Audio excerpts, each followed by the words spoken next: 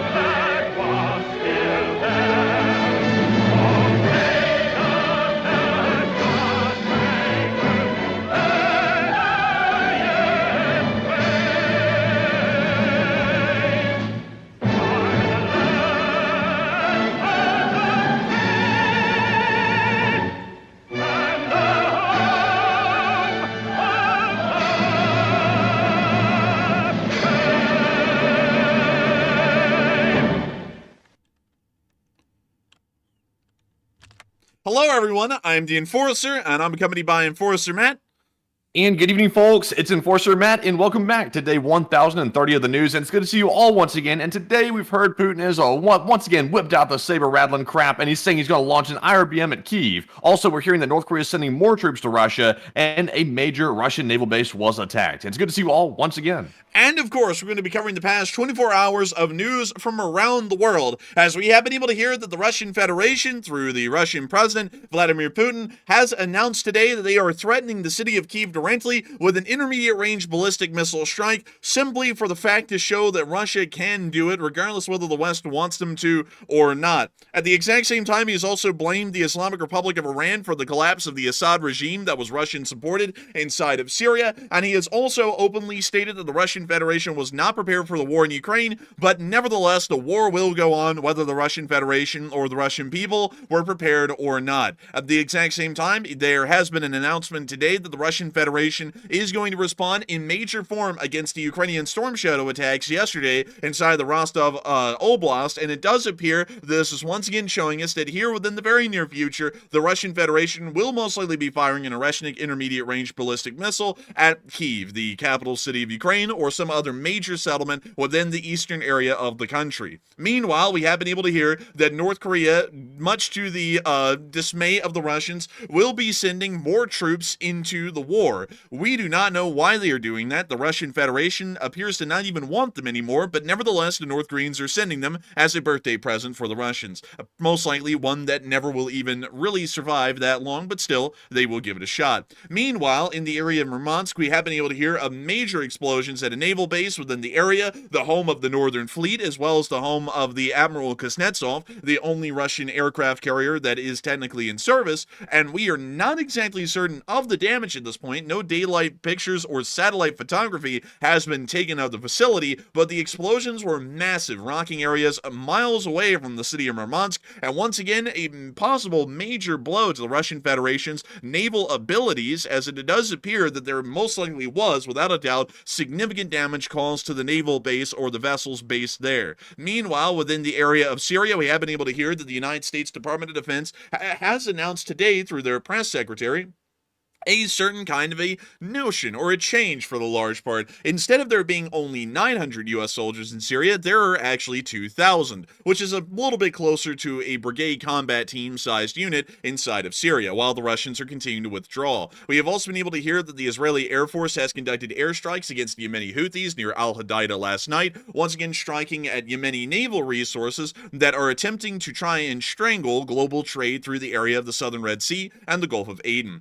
Meanwhile, inside of Ukraine, we have been able to see that the North Korean soldiers on the front line have continued to take insanely high losses as Russian military hospitals continue to overflow with the wounded, and the Russian Federation also continues to receive incredibly high losses with really no frontline gains along the entirety of the front line, although they are desperately looking for some sort of a victory to achieve before the United States seriously spurns forward some sort of an actual attempt at peace negotiations, which we are expecting at this point will completely fall apart. But nevertheless, we have a load of news to cover today, and it does look like it is an absolutely insane day of news coverage, to be entirely honest with y'all. And we have to move y'all really quickly, actually, up into the area of the city of Moscow, because today's statements are ones that are fairly rare. We have never seen statements like this before in the entirety of the Russian Federation's war in Ukraine from Putin that clearly show that he's becoming unhinged. I'm actually going to move y'all into the first one, which is a direct statement, a quote from today's interview,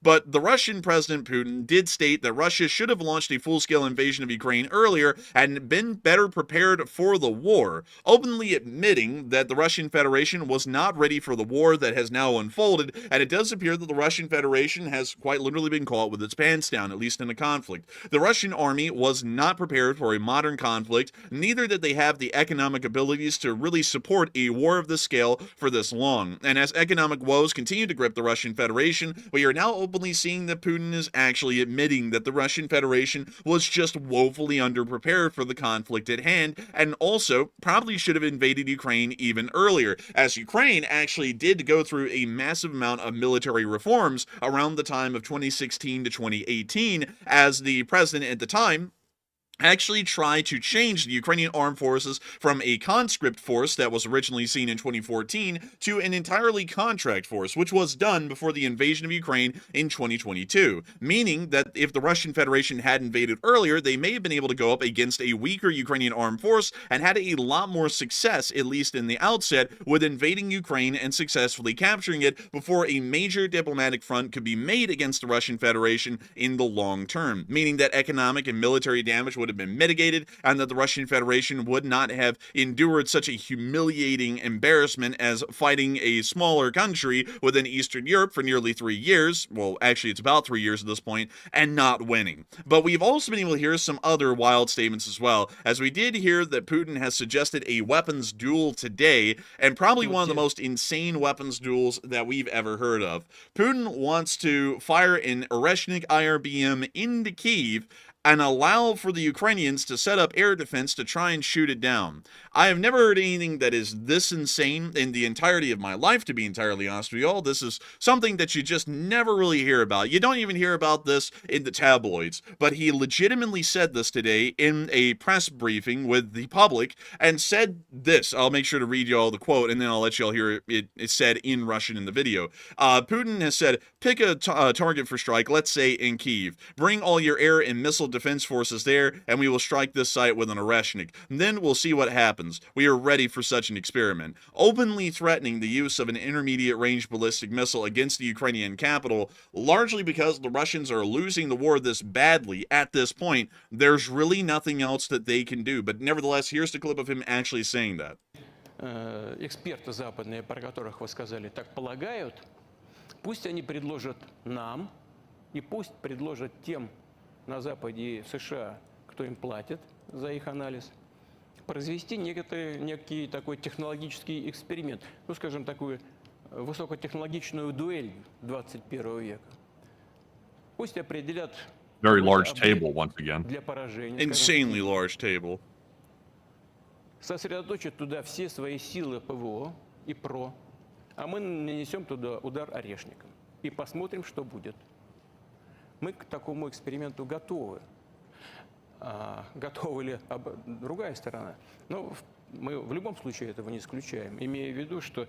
So let me get this straight. Putin said, pick a target and let's test Western defenses. Well, let's pick Moscow and let's put some Western defenses around that, and then let's launch the IRBM back in Moscow and see if it works. You know what? I get a better idea. What if we just aim a whole bunch of tridents at the Russian Federation and tell them if they do something that stupid, we'll nuke them, and see what their response is at that point? Because I feel like I feel like once again he's starting to lose his mind because of how badly the war is going at this point for the Russian Federation, and now he's coming up with absolutely insane stuff like playing a game of tag or defense over the city of Kyiv with an Oreshnik IRBM. You know, I feel like at this point he's legitimately losing his mind, and what is really showing us that he's legitimately losing his mind is that he said that Russia has no credit or responsibility at all for the collapse of Syria, which once again I have to remind all of y'all, the Assad regime was entirely Russian-backed and supported, and while there was some Iranian support inside of Syria for the Assad regime, it was mostly Russian support. Throughout the, well, you know what, we'll wait until after this statement, but I'll read y'all the direct quote from this, and there's also subtitles down here as well, but I will give y'all what Putin said exactly. We did not fight there. That's what he said. We reached our... did not fight there. Man, that's extreme coping right there. Just literally deny you were even there. We reached our goal in Syria and prevented the creation of an Islamic caliphate. Terrorists did not come to power there. That I don't even know what he is doing at this point. I think he is literally living in delusion. I think that's what he looks like mentally in his mind at this point. Is some sort of a weird, confused goblin. Because I don't know what the hell he's thinking at this point to come up with this kind of stuff. But here's the clip of him saying this, and the subtitles are below this video, so that way y'all can see exactly what he's saying when he's saying it. So I'm going to let it play in its original Russian audio, and then I'll read it over in the subtitles. У нас не было войск наземных в Сирии. Просто там не было. Там две базы наши, военно-воздушная и военно-морская. Наземная компонента состояла из вооруженных сил самой Сирии и некоторых, как все мы знаем, здесь секрета никакого нет, ну, так называемых проиранских боевых соединений. Мы вывели даже оттуда в свое время силы спецопераций. Мы там не воевали просто. Но что там происходило? Вот когда группы вооруженной оппозиции подошли к Алеппо, Алеппо защищало примерно 30 тысяч человек. В город вошло 350 человек боевиков. Правительственные войска, а вместе с ними и так называемые проиранские подразделения, отошли без боя, взорвали свои позиции и ушли. И также практически, ну, кроме небольших исключений, где были кое-какие боестолкновения, но также было по всей территории Сирии. Если раньше, допустим, те же наши иранские друзья просили помочь им перевести свои подразделения на территории Сирии, то теперь они у нас попросили выводить их оттуда. Мы вывезли 4000 иранских бойцов в Тегеран с базы Хмеймим. Also, I So want that's what we were missing the whole time, Enforcer. It was Iran's fault the whole time. That's what we got mixed up on. We were wondering what happened there. Why did it collapse so fast? That's because Iran left first. That's why.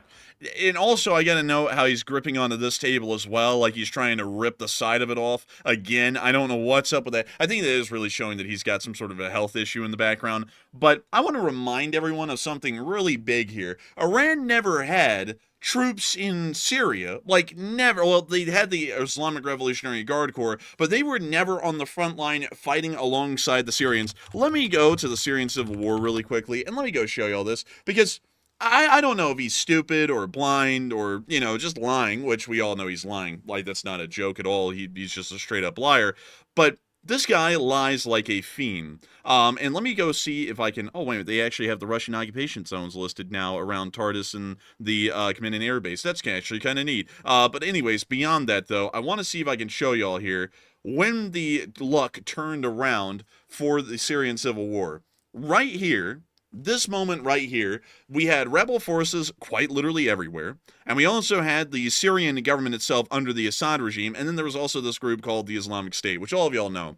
But nevertheless, this was the moment that a multinational coalition came forward and started to crush pretty much anything that existed in this area that was aligned with the Islamic State. The Russian Federation came in and used that as a guise to support the Assad regime and help them to crush the Islamic State as well as rebel forces as well. And this is what the military situation looked like after the Russians supported them. If it was not for the Russian Federation on the ground in Syria, the Assad regime would have never been able to claim this much territory again and hold it well on into the future. This all would have gone most likely to the SDF and the rebels off the bat. So once again, let me remind y'all, this was government-controlled territory before Russia got involved in Syria heavily. This is what it looked like after Russia got involved in Syria heavily. All of this was achieved with a massive amount of Russian support. There is an endless amount of video and picture evidence out there to confirm that the Russians were on the ground with actual combat troops fighting alongside the Syrians. The U.S. ran into them loads and loads of times. Let me go see if I can actually show y'all here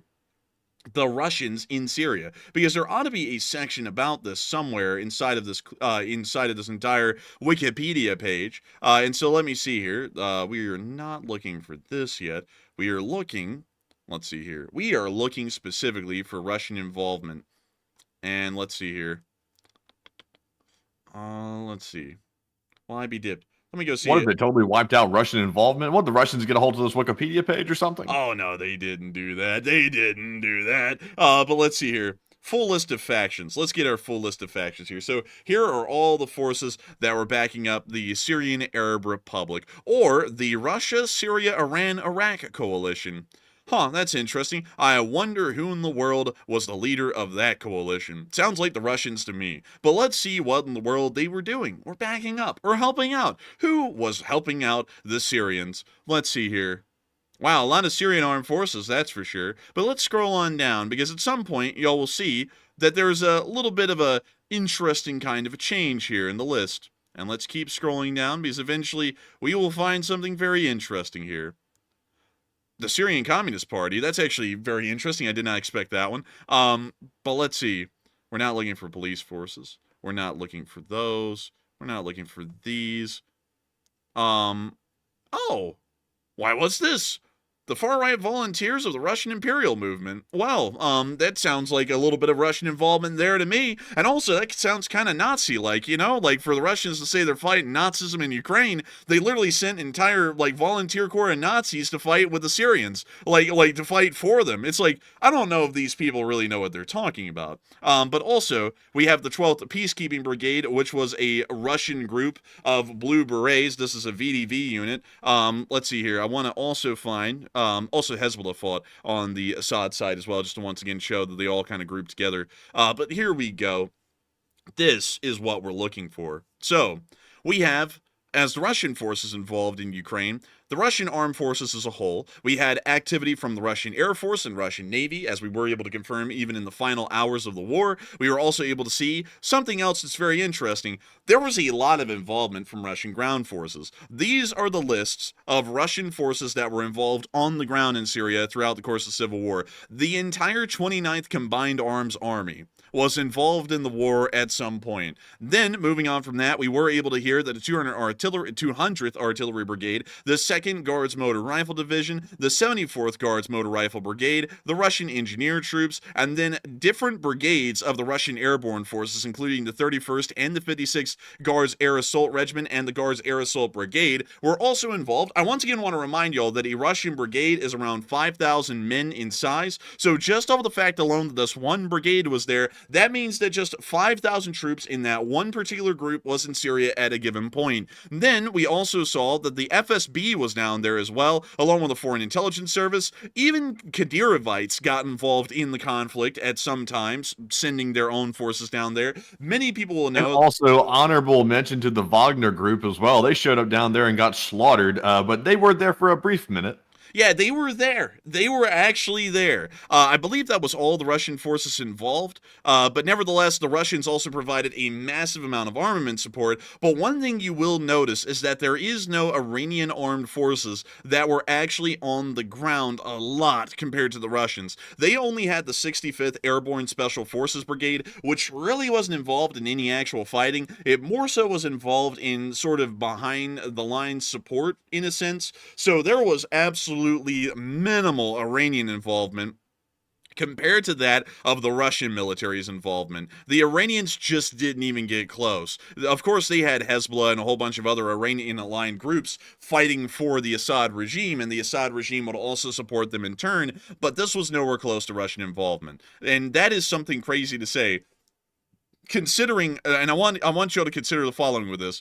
He says that the Iranians were there and they weren't there. He said Russia only had 2 bases in Syria, which is the Tartus port and the Latakia airfield. Iran had 0 bases inside of Syria, like actual Iranian military bases are counted as 0. There were none. So the Russians to have 2 bases shows far more Iranian, well, more so Russian involvement than the Iranians ever had seen. This guy lies out of his mouth like it's going out of style. And what is crazy is that some people out there, a very small group, believe him at face value and believe he's honest. He lies at this point more than the entire U.S. government combined, which, you know, amongst all of them added together, that's a pretty decent amount of lies. But this guy lies to more than all of them combined at this point. It's absolutely insanely crazy to see this kind of a lie being put out there that, well, no, we didn't lose Syria. It was, in fact, the Iranians that lost Syria. And also, I don't even know what the diplomatic fallout of this is going to be. Iran and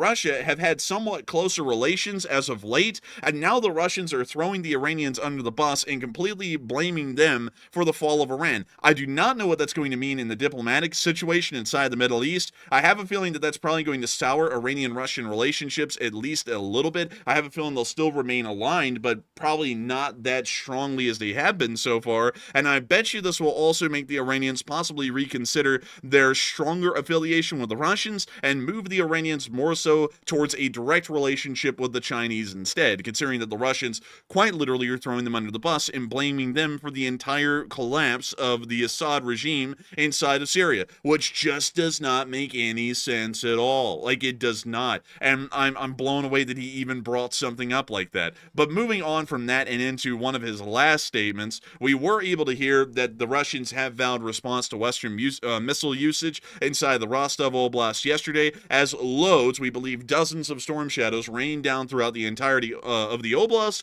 causing significant damage to multiple different facilities, a decent amount of them having a pretty large amount of military significance. It does seem as though a lot of people are believing that Putin will strike Kyiv with an IRBM to test the West's lack of defense capabilities against such a weapon, and a lot of people seem to be very on board with that. Others, not so much. But Matthew, what are people thinking, and what are you thinking as well?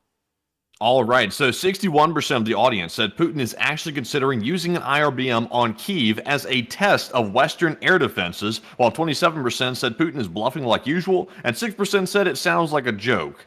And if that was an attempt at a joke, that was a very sick joke, because obviously sending an IRBM into Kyiv would result in many civilian casualties, so that's not really very funny whatsoever.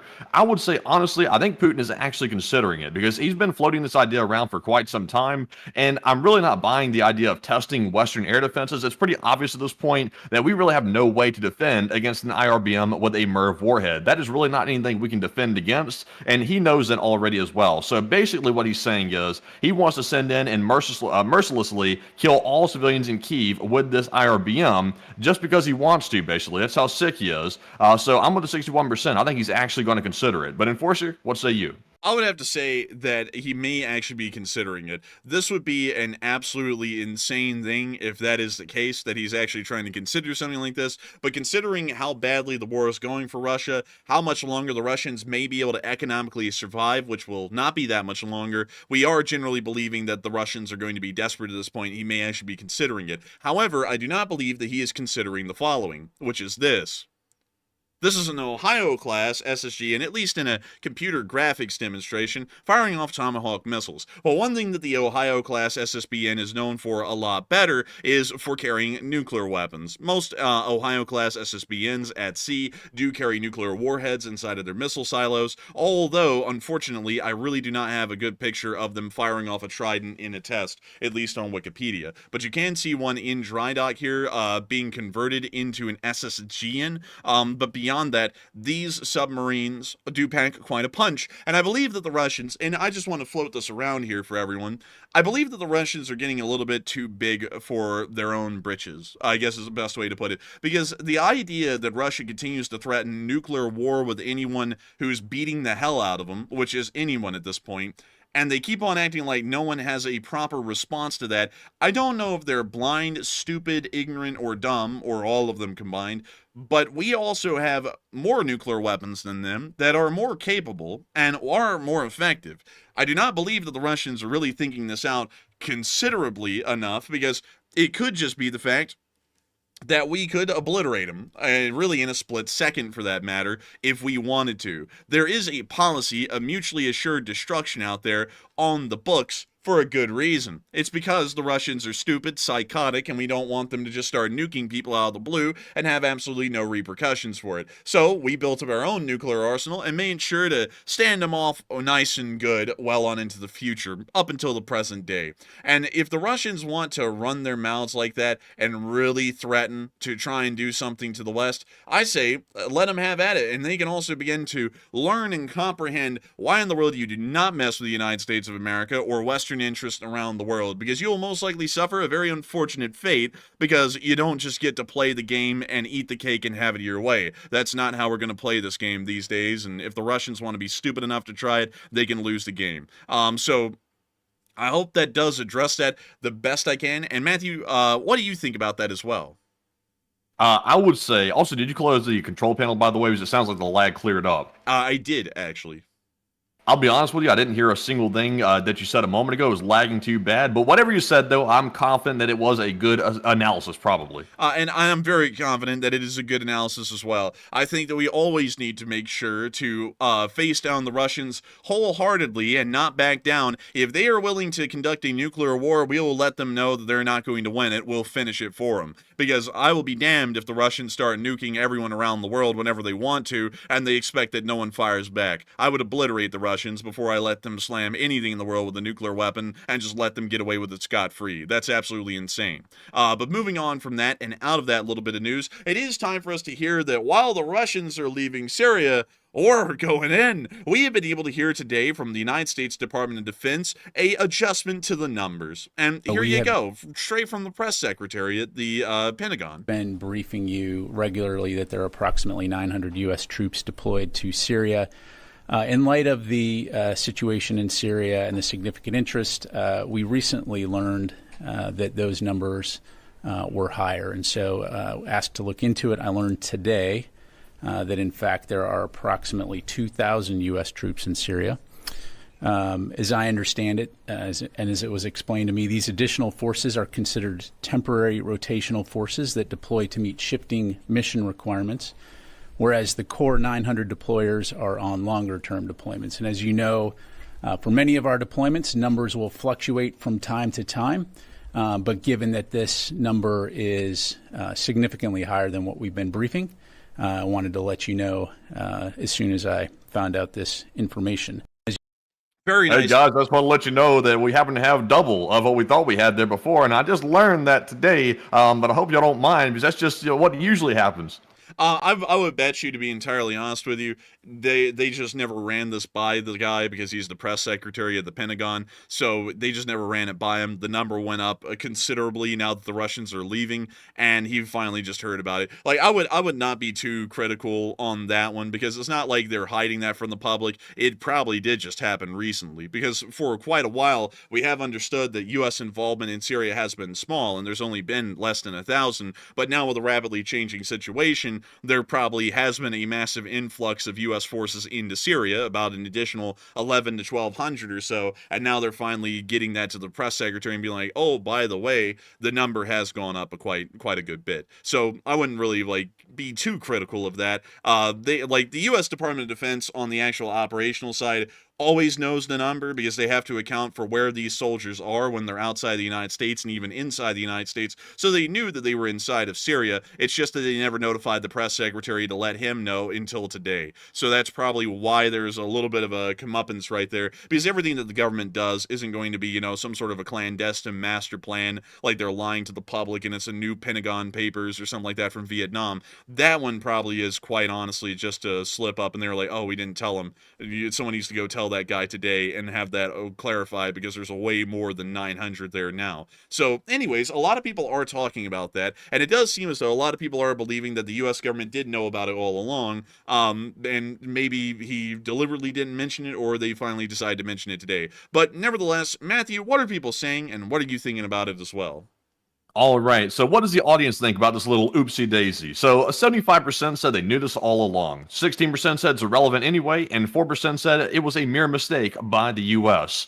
And maybe it was a mistake. Like, I think at best it would be a mistake. At worst, it would be simply the Pentagon keeping something from the public to make people not think that we're putting troops back into Syria for some type of on-the-ground movement. Now, honestly, I would say this. I don't think it would be a bad idea to have some troops on the ground inside of Syria, because right now it would be good to go in there and establish some type of presence, not a huge presence. Like, we don't need to go on the ground and start doing crazy operations inside of Syria. We don't want to repeat that again, but we should have some troops there as like a liaison, or at least to assist, maybe if the rebels need help trying to keep some enemy forces out. So that might be an option. So even if it is true, I think it's actually a decently good thing. But on the fact of whether they knew this or not, I really doubt it was an oopsie daisy, to be perfectly honest. I think they probably already knew, and they're simply now reporting it for whatever reason. But Enforcer, what say you? I would actually go with the U.S. Department of Defense obviously knew about it all along. I would say that the press secretary probably did just get informed about that today, because while the government does have a reason sometimes to mislead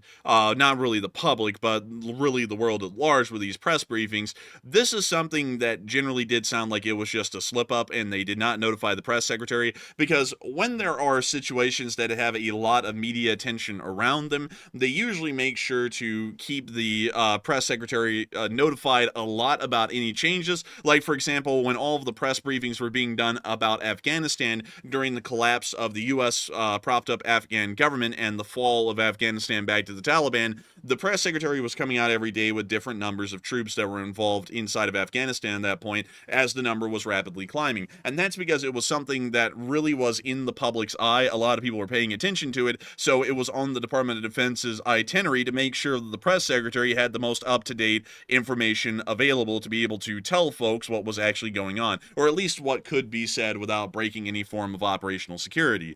In Syria, however, to be entirely honest with y'all, since the collapse of the Assad regime, there hasn't really been a lot of real public attention on Syria, or a lot of people really caring about Syria that much, so it may have slipped past the Department of Defense folks who get these briefings together for the press secretary to say, oh, by the way, there's about another 1,000 troops inside of Syria at this point, and then they notified him of that today, once they, went back and looked, and they're like, we did not tell him. That may be the reason why, and also, let's see here. It's his job to verify information. So it's not his job to verify information. He says what the Department of Defense tells him. If the Department of Defense says what we're doing is right, he says what we're doing is right. It's not his job to independently fact check the Department of Defense and go, excuse me, it's actually wrong. No, it's not his job. The Department of Defense gives him a packet every day where before he goes out, or really more so a PowerPoint. The military loves PowerPoints.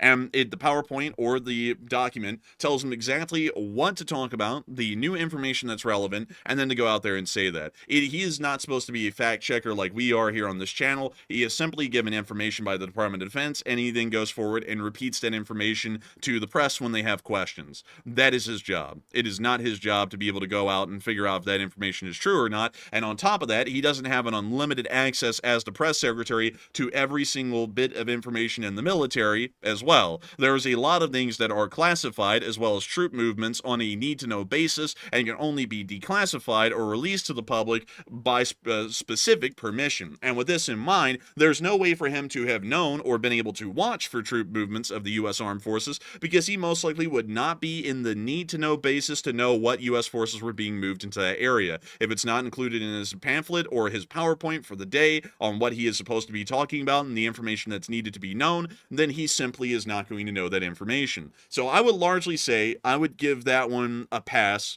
Like, as far as the drone thing, there is clearly a lot more going on than meets the eye. We'll get into that later in the stream, but as far as this goes, this probably was just some sort of a clerical error that they didn't really fix, and then they finally fixed it today, and so he had to make a public clarification. And besides, if they were going to openly lie about that, they simply just wouldn't tell you how many forces are there. If they wanted to keep the number at 900, it stays at 900, and it's not like there's just Americans in thousands roaming around Syria, counting up all American soldiers and making sure that it's exactly 900. So if they wanted to lie about it, they could have simply just said it's 900 forever, and they would have never had to tell anyone that it was 2,000. So this is leading me to believe.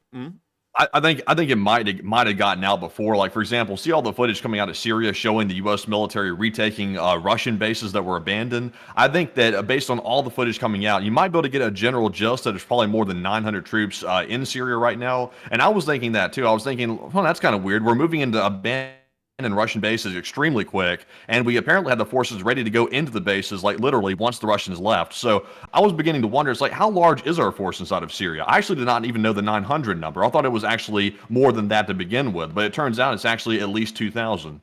Yeah, it is. It's getting a little bit larger. That's still not a lot, though, to be entirely honest. That's a very small amount of U.S. forces. Because, for example, I believe at Bagram Air Base in near Kabul, just north of Kabul, I believe we had like 10,000 people there most of the time in Afghanistan at any given day. Like 2,000 isn't really a lot, considering that the U.S. military, I believe, is made up of about 1.2 million or 1.1 million active service members at this point. 2,000 is really a drop in the bucket, and it's a very small security force at that. So that is probably why it didn't really make it onto, any sort of a spreadsheet or docket or document for this guy to get to know about, because it wasn't even considered important by anyone until now. And then they went, oh, wait a minute, it's not 900, it's 2,000. So let's tell them. That's probably what happened. Like, I'll give it a pass on that one, because just because the U.S. government may have a slip up, which I will say the government does have slip ups, and some people will not believe that. But I want to remind everyone that y'all are people, and the people in the U.S. government are not lizards. They're also people, and sometimes there actually will just legitimately be slip-ups, like those times, if y'all remember, when U.S. destroyers had this weird knack around Japan of just running into cargo ships pretty much head-on for a couple of times. Like, those, for some reason, were some form of navigational errors that they just kept having and kept on happening, and it was a pretty big national embarrassment when it was going on, but they were largely just accidents. No one was trying to do any sort of a shadow government magic kind of a thing to ram into people. This was most likely a clerical error. Now, on the other hand, if you want to see what is an open lie, now the government is lying about the drones. We don't know the exact information about the drones, but whatever they are currently stating is untrue, because today they've declared a no-fly zone, and the federal government is now authorized to use lethal force within that no-fly zone for domestic drones to be able to shoot down any drones that are flying within that area. So that is obviously showing that there's a lot more to the drone situation than meets the eye, considering that they're saying that they're commercial drones that are operating legally and lawfully, and there's no reason to be concerned, but by the way, if you fly one, we're going to shoot it down. That is obviously misleading the public, whatever the statements that they're making publicly on that. This, however, doesn't really seem to be misleading. It seems to be clarification and an actual form of a clerical mishap. But moving on from that and out of Syria, we have also been able to hear, speaking of troops, that North Korea is going to be sending more troops into the war in Ukraine, which is a little interesting. While almost choking my spit right there, North Korea is set to send more troops to fight Ukraine, despite complaints from the Russian military on the ground stating that North Korean troops, due to their lack of knowledge about drones, are more of a burden than an asset. And we know that they're more of a burden than an asset because they have no tactics at all beyond even just understanding drones. They don't even have actual offensive strategies or tactics for that matter. And it seems as though the North Koreans are hell-bent on sending more useless North Korean soldiers into Ukraine to die in the hundreds, so that way the North Korean government can continue to get some something from the Russian government. We don't know what that something is, but apparently it's something that they really, really like and really want. But we will hopefully see in the future what that specific little thing is. Beyond that, though, the North Koreans are just out there doing their thing, and, you know, I guess it's just what they do. You go, North Korea, you do you. Meanwhile, up in Murmansk, the Russians need to stop doing whatever they're doing. Murmansk is a fairly large port for the Northern Fleet of the Russian Federation, and if I can find their moorings, I will show them to you somewhere around here. And let me see here. I believe this is the end. Yeah, this is largely the end of the port. I'm trying to see if I can find you all the Russian naval moorings, because I found them back in the day, and I think they were actually further up here somewhere. Let's see here.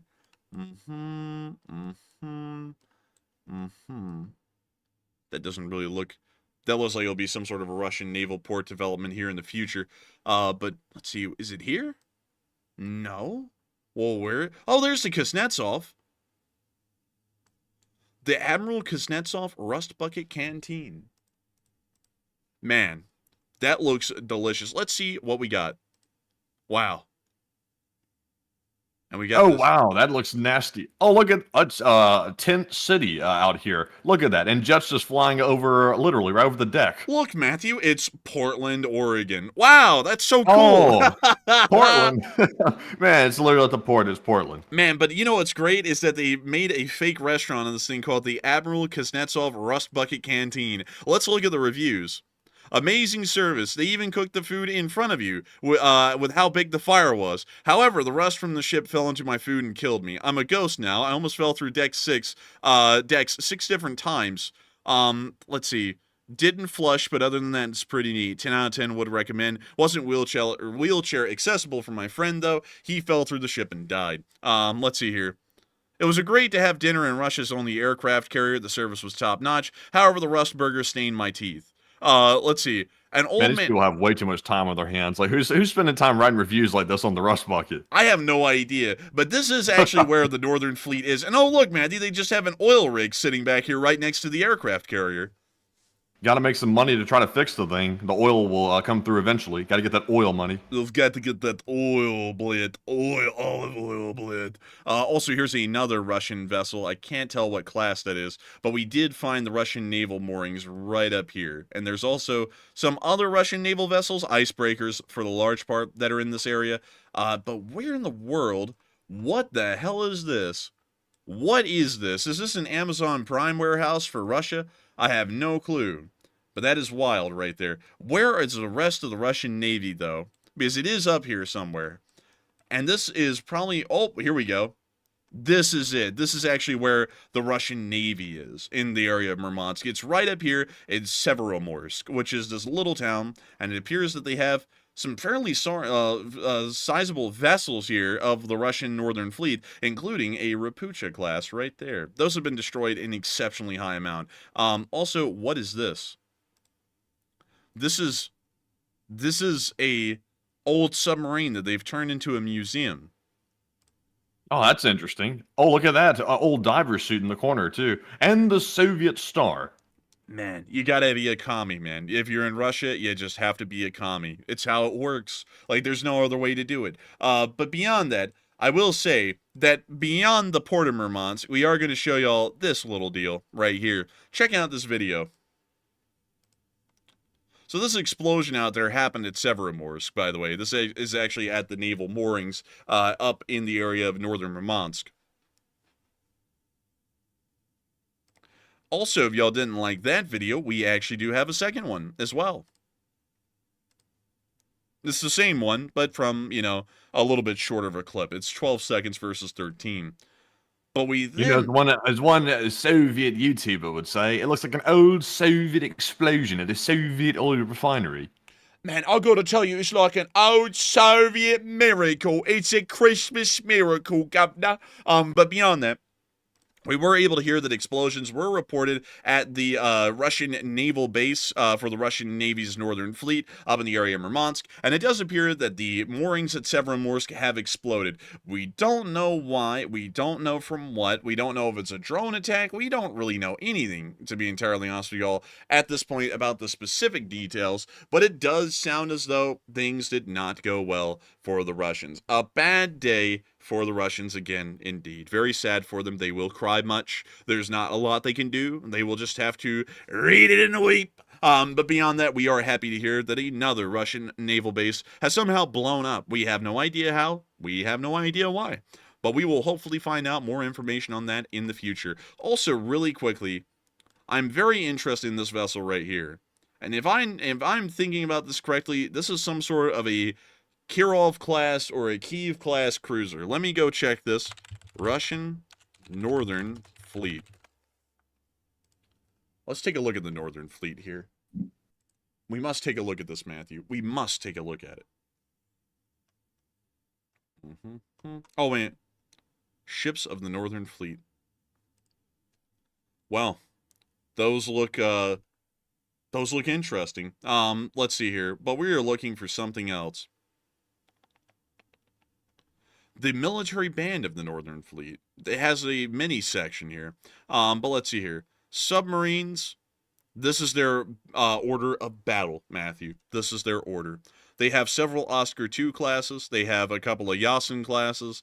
They also have some Sierra IIs. They also have some Victor IIIs, just in case you're wanting the whole alphabet and numerical sequence. They also have some Delta IV class SSBNs, which are honestly kind of ugly. And we also have the Beret class, which are also SSBNs.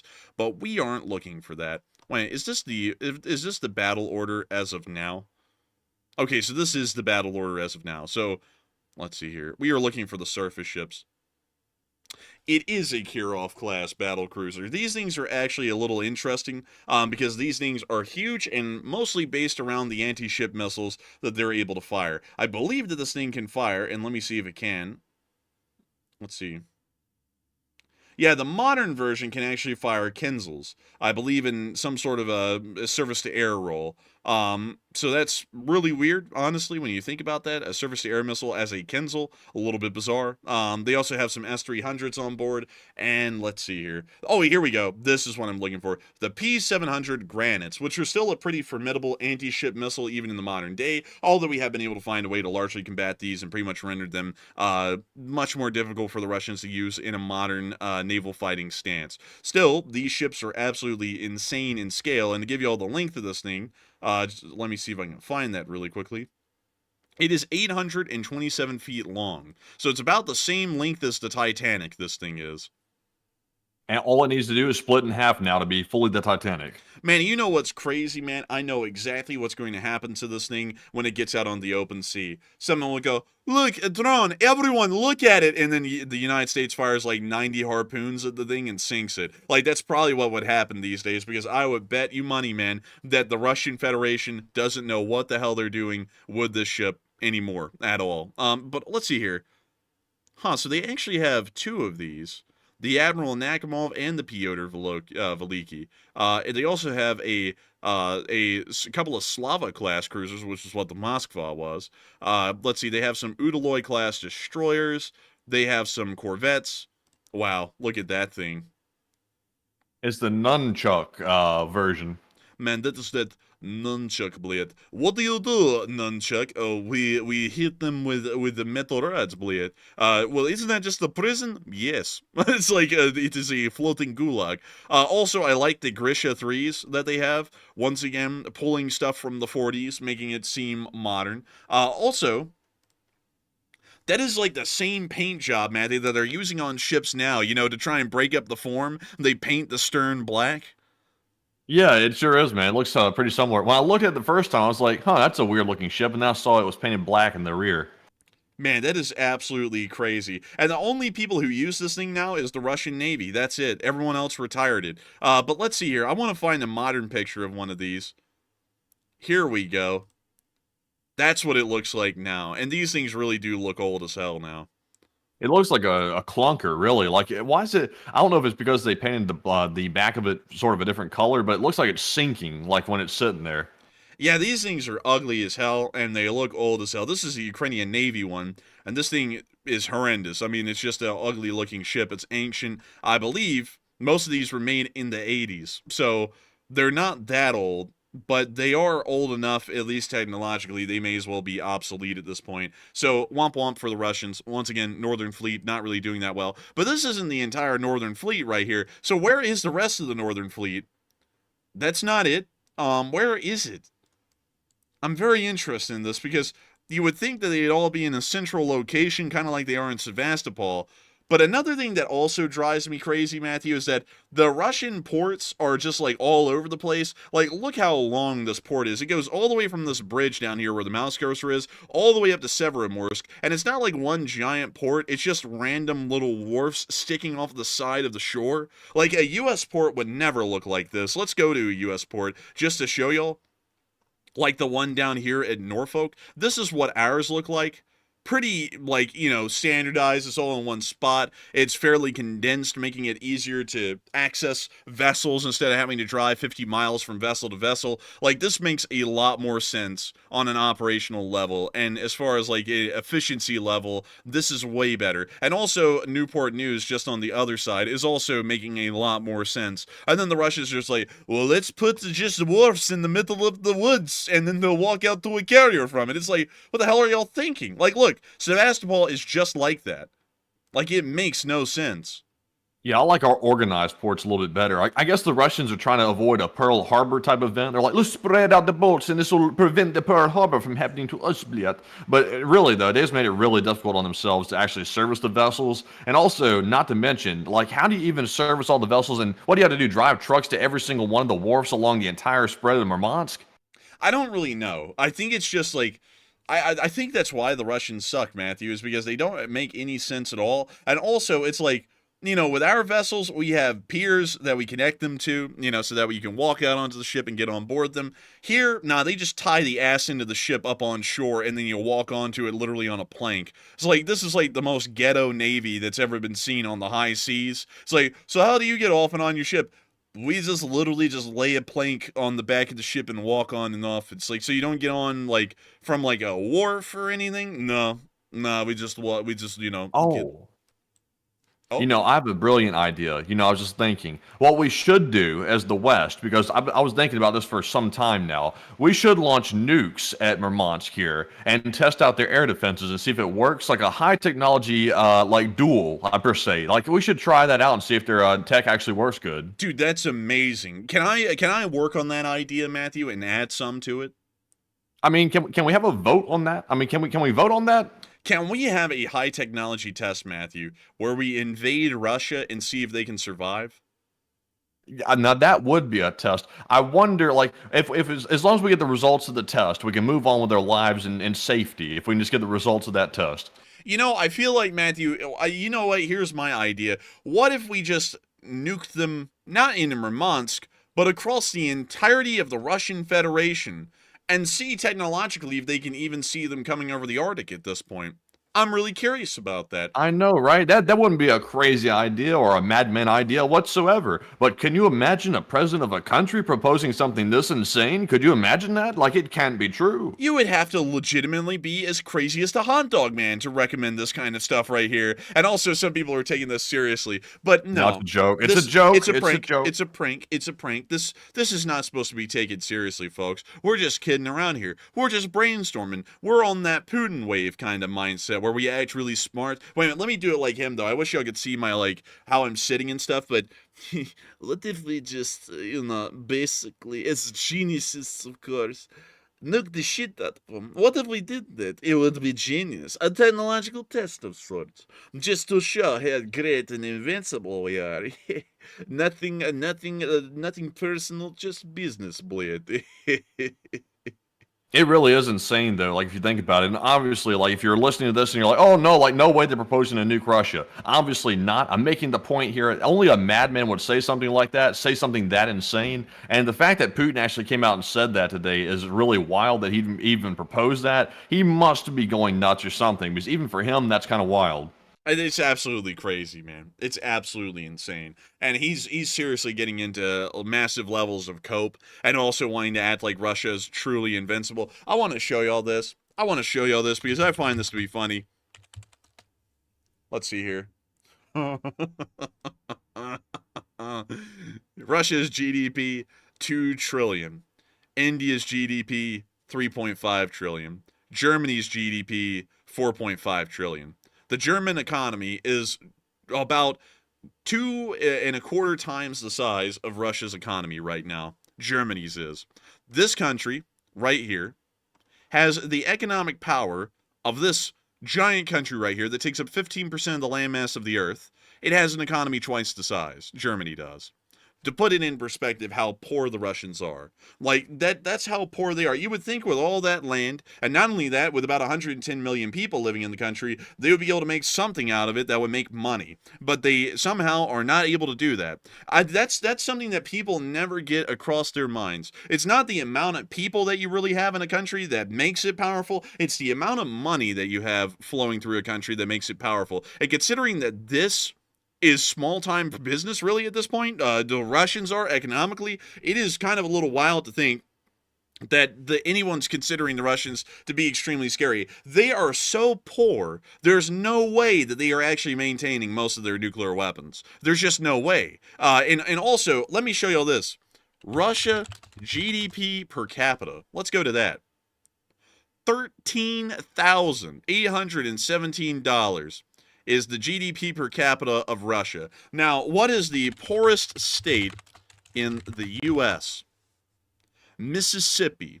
And their GDP per capita is $39,102. So the poorest people on average in America are 3 times wealthier than your average Russian is.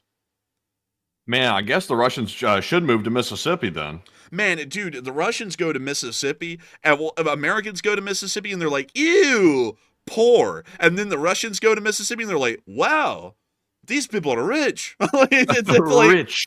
dude, like, man, you know, like, there could be an entire Andrew Tate mini culture that comes out of Mississippi, like, appealing to the Russians. They could be like, what color's your trailer? Or something like that. Like, they could actually get away with it, and it would work, because the Russians would be like, these people are legitimately living good lives. Like, and they would be. They would be. Because I want to remind y'all, Mississippi is looked at, for the large part by most Americans, including a lot of Alabamians, as a failed state economically. It is terribly bad off. It's horrendously bad off. It has a 20% poverty rate. Like, that's unheard of in the modern day United States.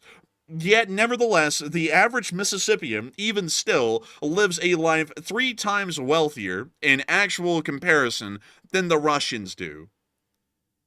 Yeah, you know what's also crazy as well? Here's another fact for you. Russia, their GDP is 2 trillion USD in 2023. The market capitalization of Apple, the computer company here in the US, is 3.78 trillion. So Apple has a higher market cap than the entire GDP of Russia, which is insane. Man, literally the personification of I could crush you with my wallet kind of energy coming from Apple right there. Like, dude, Russia's like, we have an army. Apple's like, we have phones. It's like, and they win. It's like, that's the craziest thing. You know what's even crazier? Let me pull this up. The Texas GDP. Texas, I want to show you this here. I want to show you this. Y'all got to know this. Texas, the state, has a nominal GDP of $2.6 or $2.7 trillion. So Texas, the state, is wealthier by almost 50% than the Russian Federation is as an economy. The state of Texas is richer than Russia. Just Texas alone. That's not the rest of the United States. Like, that's how poor they are. And you know how many people live in Texas? Not that many compared to Russia. I can actually get you all the number here. Texas population. Let's see here. 30 million. So Russia has a population nearly 4 times the size of Texas, but Texas is somehow far wealthier than Russia is as a whole. The average income of a Texan in GDP per capita in 2024 is about 87,000 US dollars. So they make the Russians truly look poor, like an average Texan does. Just to give you all a little bit of an idea. It's absolutely crazy when you think about that, Matthew. And California is even crazier. California has a GDP of $4 trillion. They are twice as wealthy as Russia. the state of Texas. That is crazy, man. Just California alone. How about that? It's crazy. I mean, hell, even New York State is as wealthy as Russia. Like, it's literally on par. The state of New York has as much money as the entire Russian Federation. So when you hear Russia running their mouth, just remember, they're poor. So that really limits a lot of what they can do on a national level because they just don't have money. But anyways, moving on from that though, speaking of folks that are poor, it appears that the poor are leading the poor over in Russia because it does sound as though North Korea is sending more troops to Russia amidst the complaints from Russian commanders that North Korean troops suck, and a lot of people have been putting in their thoughts. And Matthew, what are people thinking about this, and what are you thinking about it as well? All right, so it looks like 47% of the audience said that the North Koreans will accept the situation that more of their comrades are going to fight a war which they're not even really involved in. So 47% of the audience said that, while 28% said North Koreans will start getting angry with Kim over sending their comrades to die, and 16% said they are angry but they will remain silent. And this is a big question right here. I wonder if the North Koreans are going to get angry and finally make their voices heard, because that really does not happen in North Korea at all, making voices heard. When voices start being heard, voices start getting silenced. That's typically the way it works.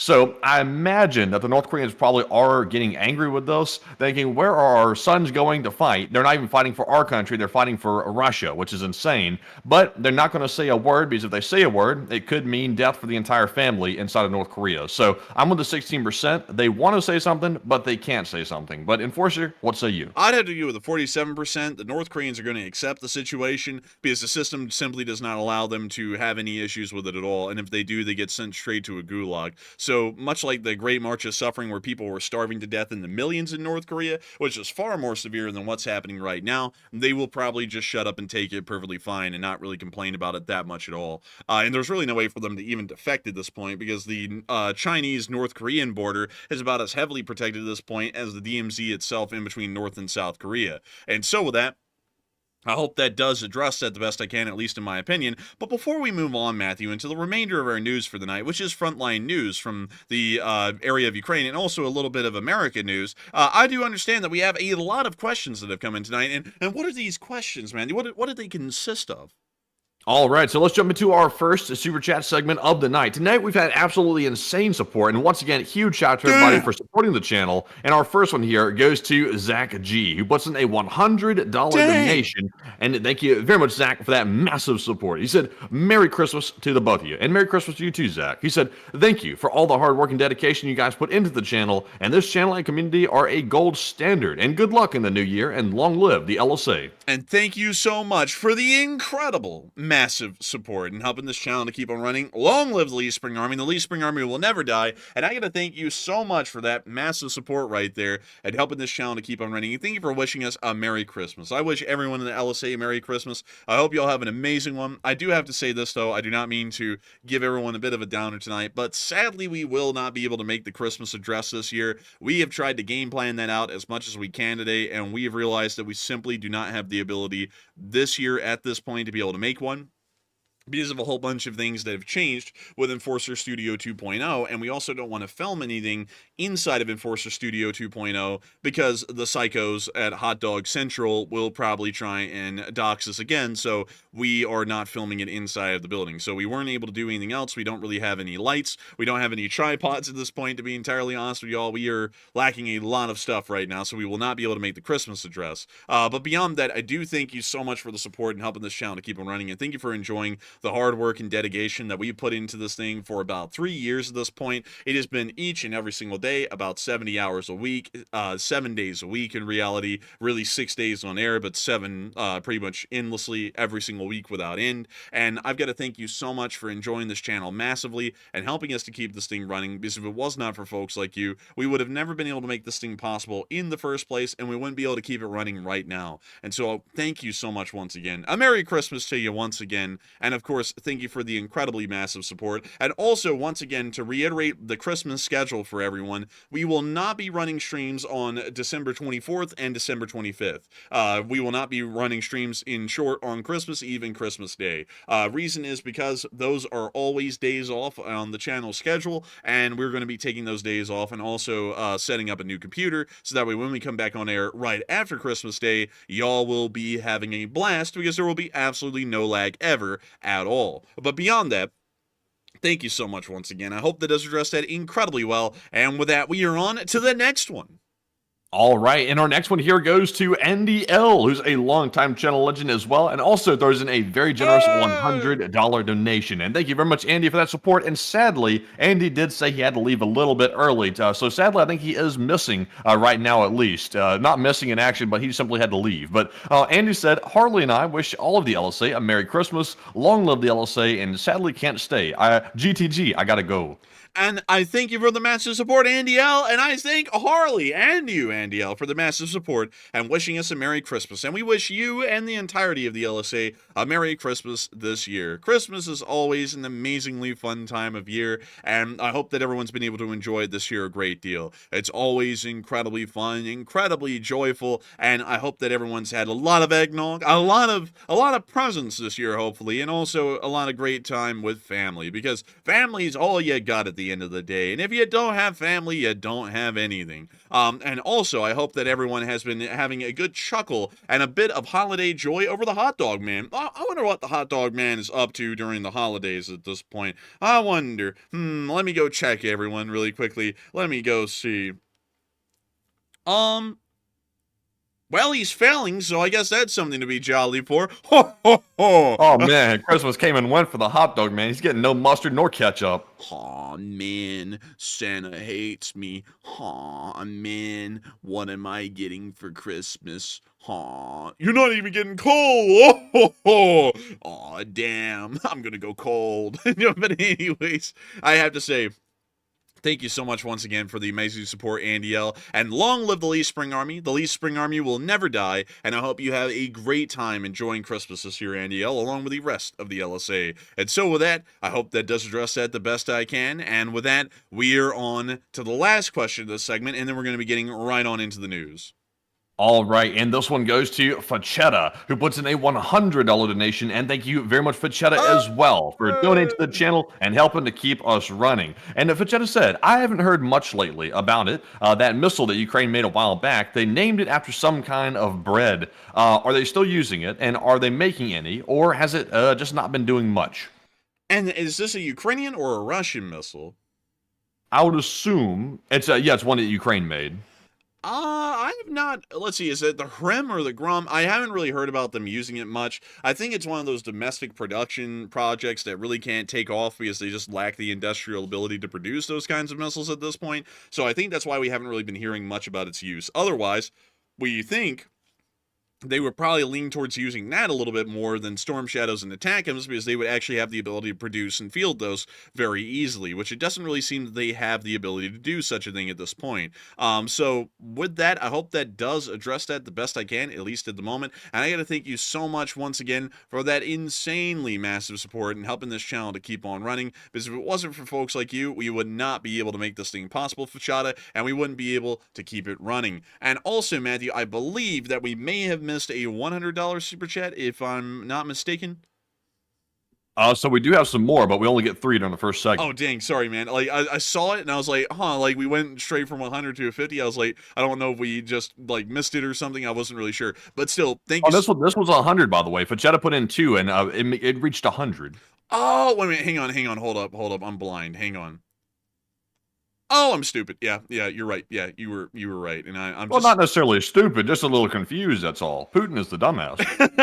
Dude, you sound like that guy who's like, oh, you're not stupid, Kathleen, you're just a little confused, or something like that. You sound just a little wee shot in the brain, that's all. Just a little wee shot, temporary shot, not a permanent. Get it through your chimp like mine, or something like that. It's like, man, that guy is a hilarious guy, honestly. But still, thank you so much for the support, Fachada. I hope that does address that incredibly well. And thank you for the massive support and helping this channel to keep on running. Because if it wasn't for folks like you, we wouldn't be able to make this thing possible. And with that, it is time for us to move on into the next bits of news. But before we do, I do want to give a massive shout out to one of the haters, Travis Lever, who said stupid American puppet. And I'd have to tell y'all, it's a great day to be a stupid American puppet. Put a USA in the chat if you agree. But moving on from that and into the Kursk Oblast, we have been able to see that the hospitals are full, and buddy, the healthcare just ain't covering it. Со Львова раненых 4 человека. Дежурный врач больницы города Курчатова. That's a lot of guys hanging out at the hospital. Отказалась их принимать. Говорит, везите на Курск, у нас нету машин, нету мест. Вот такие вот у нас врачи, поэтому не знаю, буду обращаться в Министерство здравоохранения, буду писать напрямую президенту, что показали содействие какое-то. Это ж наши парни все-таки, раненые, они воюют за нашу родину, а к ним вот такое вот отношение. Вчера тоже привозили бойцов раненых, сказали нам... Excuse me, gentlemen, I'll need to see all of your healthcare insurance cards immediately. Dude, this guy is up here. I don't even know what he's saying. It's going so fast. He's like, have you ever heard of the tragedy of Darth Plagueis the Wise Blade? I will tell you the tragedy of Darth Plagueis. You see, he was a great... It's like, what is he even saying? He's talking at a million miles an hour here. Владимир He's Владимирович, practicing his best Putin. Министерство здравоохранения, обращаюсь Nah, man, к to do вам. Putin, you have to sit there and you have to go do those long kind of things and then, like, say something stupid. You have to be like, I think bologna is a meat. I think we should nuke America. Or something like that. It has to be that for it to be normal. Also, oh, dang, I have to close the control room again. I hate closing the control room. I like to see the chat. Посодействуйте как-то, помогите нам. Is it doing better now? Yes. It's either the chat or me. You gotta pick, okay? It's not both of us. We both can't stay. Oh, God. I don't want to choose. Also, I like the cardboard boxes out here. Wow, there's a lot of them. Oh, dear. When a hospital has those in stock, it's a bad day. Man, that's a rough day out there for the Russians. Bad year to be a Russian. Speaking of which, it's a really bad year to be a North Korean as well. And also, allow me really quickly, I have to pull up some good tunes for this. How long is this video? It's long enough. We have to go get some North Korean music, folks. North Korean music. Let me go. Yeah, let's see here. We want to find a good one. Let's see here. Hang on, I want to go get the North Korean parade music. We got to go get that modern parade music. Are we living like in those days, great leader? Are we living in those days? Or are we living in these days, which are probably worse? Man, here we go. Here's some North Korean music. So, without further ado, here's the video of the 36 taking out loads of North Koreans today. This is North Korean, actually, crazily enough. This is from their most recent parade, just to let y'all know. So, yes, the North Koreans run circles. They don't know where they're going. They don't know what they're doing. But they're trying their damnedest. I got this, Matthew. Here we can see the North Koreans with the revolutionary spirit of the sun-faced leader, Kim Jong-un, making sure to die in a horrific way on the front lines in the hundreds. We will see them making sure to drive the wicked American imperialists from this land so that way the Russian Federation can continue to climb it. Long live Kim Jong-un, or something like that. You know, it's like... He's firing the missiles. He is firing them far out in the field. Oh my god, look at that. They're firing those grenades. Oh my gosh, oh my gosh. With such revolutionary zeal, or something like that. Well, we can see them dropping some grenades on top of them. And we can see them just getting blasted out there, of course, in the trees. I'm not gonna lie, it's turned into clown music real quick. How did it turn from a North Korean beat to like Hot Dog Man's carnival music? Are you judging the North Korean marching music? Hell yeah, I am. Crazy. Well, it's kind of like a clown show out here, honestly, though. Oh, yes, look, they are getting hit hard. Oh my god, the North Korean troops are going down hard. Oh my god, send some help quick. Oh my god. Oh my god, he just got hit in the groin. Oh, it's gonna be painful for quite some hours to come. Oh my god. Their blood is as red as the revolutionary banners of communism. It's just like not a good day for them at all. There's a swole shark in the top right of the screen. Oh my god, he's here to taunt the North Korean troops. It's horror. Man, and they're kind of grouped up down there a lot on the left side. Man, these guys really are like clowns out here. They don't have a clue what they're doing. They're worse than the Russians, really. Man, they just kind of scoot around and get blasted a lot. Wait a minute, what? Hold up. They're hanging out here. Grenade drops on top of them. Dude, I'm not gonna lie, man. They kind of scurry right there. You know what I mean? Yeah. Oh. Youch!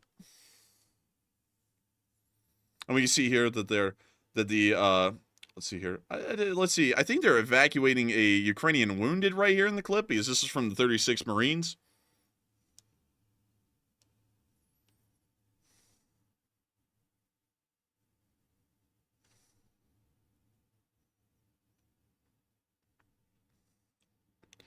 And we can see them continuing to show them walking around the snow.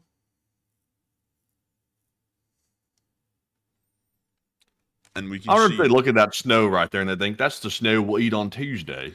that's the snow we'll use to make a coffee from the Democratic People's Republic of Korea. But moving on from that, we also get to see the Ukrainians knocking out a good amount of military vehicles as well, getting rid of that commie circus music. When you see them here slamming on top of a nice Nisa. Oh, they missed it. And this guy's making a U-turn in the middle of the street. Bad thing to do. And there they go. Oh, man. Run with him. Oh, bliat, don't do Oh, it. no. Oh, no. That truck ran right in front of the drone. It was begging for it. He yearned for the urn. Oh, right in front of the Buhanka. And this one has a griddle on top of it. They're going to start grilling.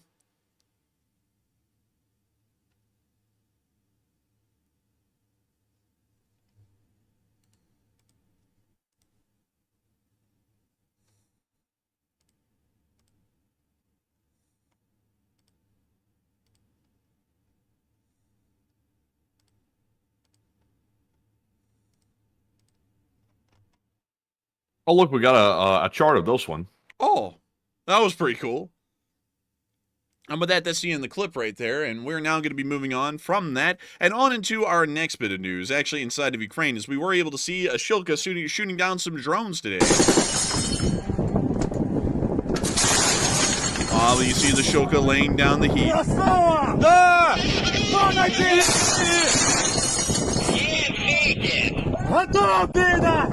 Also some sort of a wizard in the microphone. But now a wolf is howling.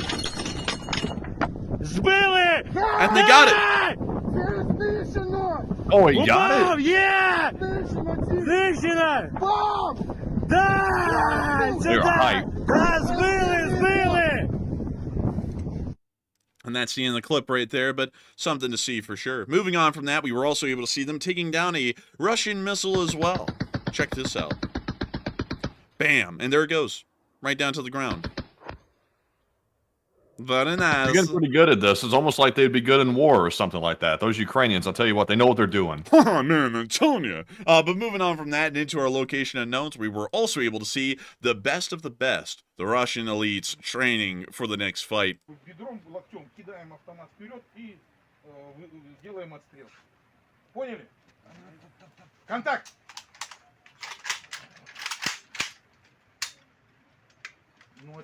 His skills are immaculate. How old is this guy even? Probably in his 60s, I'd assume. Yeah, I don't think this guy is fit for service. But you see him trying to cock the rifle, and he's having a tough time with it.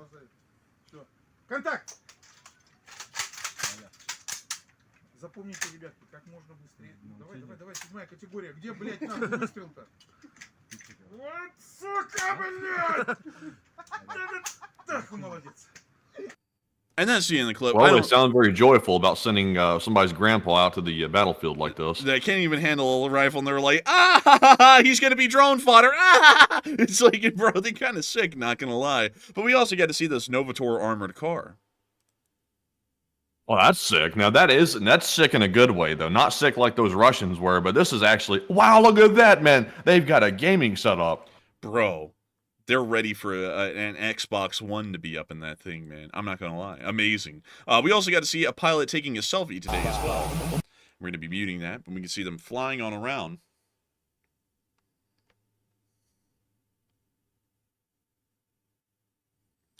And it's just so cool. It's just so neat, isn't it?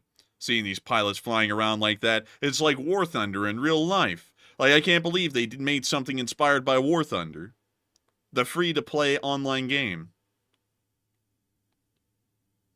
What did I tell you about doing sponsored segments without getting sponsored? Citizens of New Jersey, there is nothing to be afraid of. Or something like that, you know. Thank you, government. Man, they actually made a meme on TikTok the other day, War Thunder did, about what's going on in New Jersey. I was like, dude, they do anything on TikTok but advertise their game. No joke. Like, I don't know what it is with that. Like, I wonder if I can actually pull that up on YouTube. I wonder if they have that on YouTube, because it was a little goofy. It was funny, though. I'm not going to lie. War Thunder. Let me see if they have it on their YouTube channel. Geez, they don't. Well, it's kind of crazy, though, that we get more views than the War Thunder official account. One second. Let me check this. Oh, actually, no. They beat us out for a little bit there. Yeah. Look at that. Huh, that's wild. Anyways. How many views did they get? They got 12, we got 8. So, Oh. yeah, so, you know, it's close, but no cigar. Anyways, moving on from that, we were able to see some close quarters fighting of the Special Forces back in November. Check this out.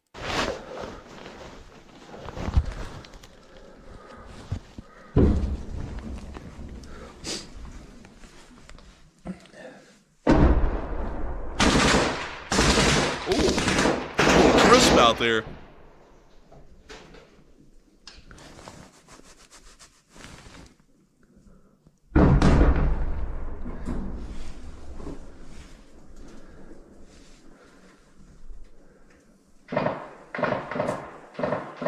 We see him poking around the corner here, trying to get a line of sight.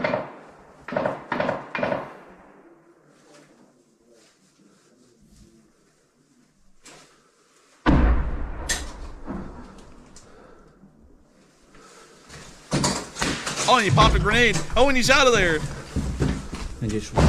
And they got him. Hey! Hey!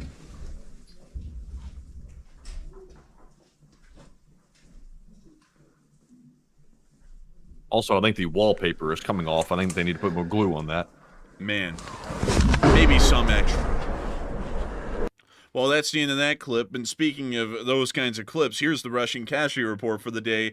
Oh, holy smokes. Oh my goodness, man. They've upped the Bobcat losses today. I love to see that. 4 Bobcats today. That is tremendous to see, and that is very, very good right there. But Enforcer, tell us more. It is wonderful to see. It's not just tremendous, it's wonderful. And Miss Disa, keeper of the records, has given us a record to go off of. 1,530 troops lost, ranks the 20th highest day, and makes a weekly loss total of 9,490. Artillery's up again, and the rest are pretty typical levels for recent weeks. At 1,530 troops have been killed and wounded over the past 24 hours, along with 27 APCs, 68 supply trucks, 5 main battle tanks, 14 artillery pieces, 51 drones, 1 anti-aircraft warfare system, and 4 Bobcat skid steers. All in all, today was a pretty good day, and we're always happy to see these kinds of numbers, as it shows that the Ukrainians are defending the lines well. Speaking of which, we actually got to see a Russian attack being repelled by the 3rd Brigade right here.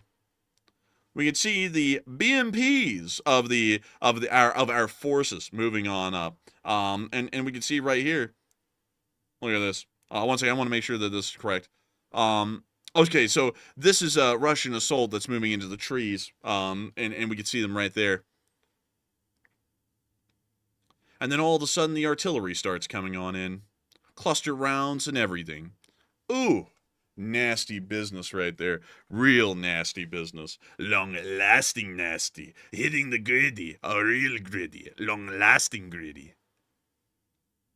Doing them dirty in front of their squad.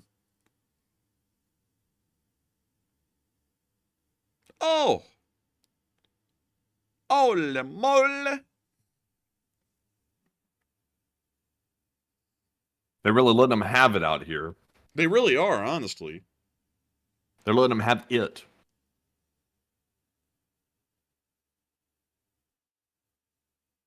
These tree lines are getting rougher and rougher every day. It's like there's like twigs now, charred twigs.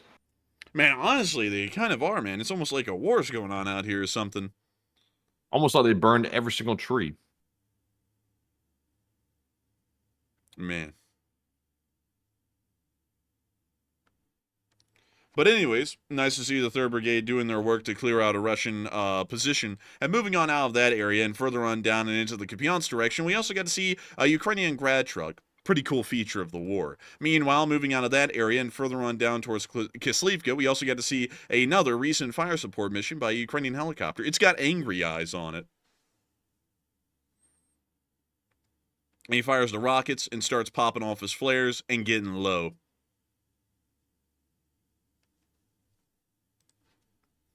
You know what else is low? What? I don't know. I was hoping you'd have something funny to say, and then I'd be like, ah, and then you're like, what? And I was like, oh, dang, he called my bluff. You know what's getting lower and lower? The Russian GDP and the Russian economy. It's getting so low they have to break out a microscope to see how low the bar is being set. Man, that's deep. Also, what's New York City's GDP anyways? New York City GDP. So the city of New York has a GDP of 1.3 trillion, meaning, really in short, that Russia as a country makes about 700 billion more dollars per year, this entire thing right here, than this one city right here. Yeah, that's pretty pathetic actually. New York beats out Russia. That's something else. And also they have pizza. Dude, New York City be like, excuse me, I don't speak poor. It's like, man, it's like... Oh, man, I'll tell you what. If you're living in New York, though, it seems like the only thing people are speaking, even if they're rich, they seem like they're a little bit poor. You see the apartments they're getting in New York these days? Like, it's like $3,000 a month of rent, and you get, like, a closet. Where in the world would we find these apartments?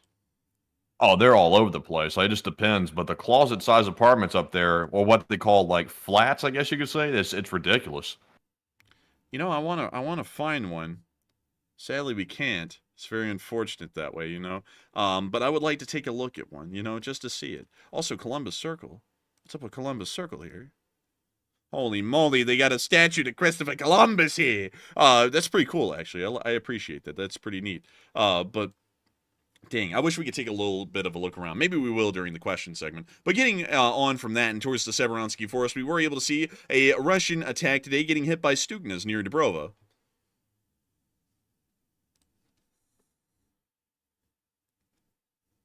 Oh, and there went one of them. Here comes another. There they go, Stugna fired, and on the way. Like a Little Caesars hot and ready pizza.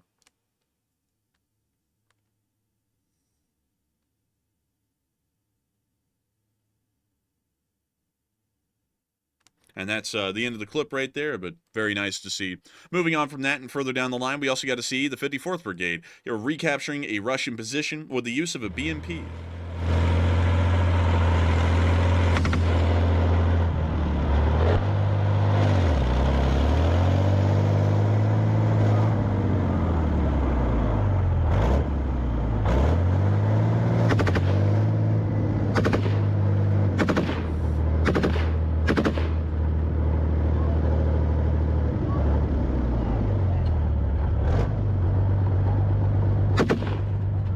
You see them firing into the trees here.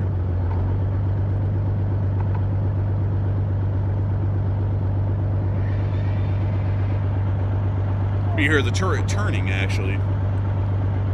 It went... See, that's what happens when you don't have trap music playing over your videos. You can hear the little things. And now there goes the Ukrainians into the trenches to start clearing them out.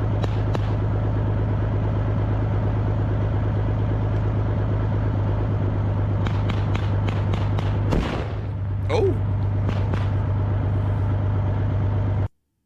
That's the end of the clip, but really cool to see. Moving on from that and a little bit even further on down the lines towards Toretsk, we were able to see some Ukrainian soldiers under artillery fire.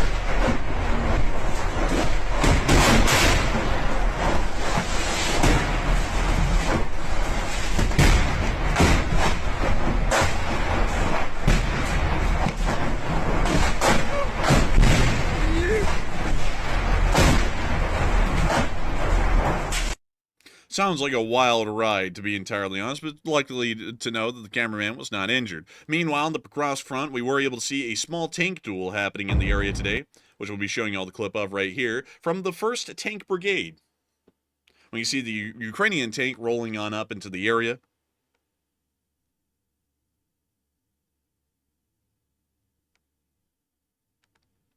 And we see it continuing to roll on up.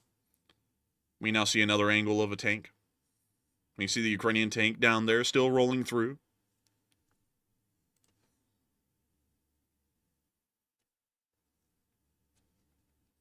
And we see a Ukrainian tank continuing to meander its way on up. We now see here another tank. I'm not really sure if that was the Russian one or the Ukrainian one. They didn't identify it, but we can see the Ukrainian one still out here on the road. We now see a tank firing from a ruined building area. We now see the Ukrainian tank firing towards a direction near a ruined building area, so I think that might be a Russian tank. When you see the Ukrainian tank firing again, the Russian tank is firing almost in an indirect fire support role as the Ukrainian tank continues to fire at it. We see the Russian tank trying to run. The Ukrainian tank continues to fire at the Russian tank. The Russian tank is now deploying a smoke screen, but got hit directly in the rear of the turret by an APFSDS round, most likely taking out the cannon breech and possibly causing overpressure, killing the gunner and the commander. We now see the Ukrainian tank continuing to lay down heavy fire on literally anything surrounding them.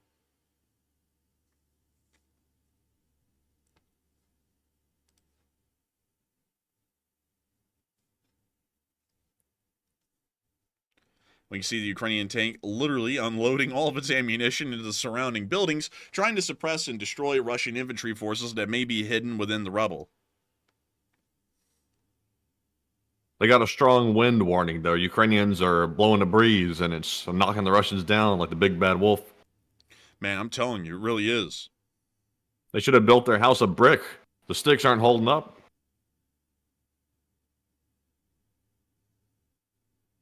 Man, and we can see the Ukrainians continuing to blast Russian positions in the tree lines in the surrounding areas.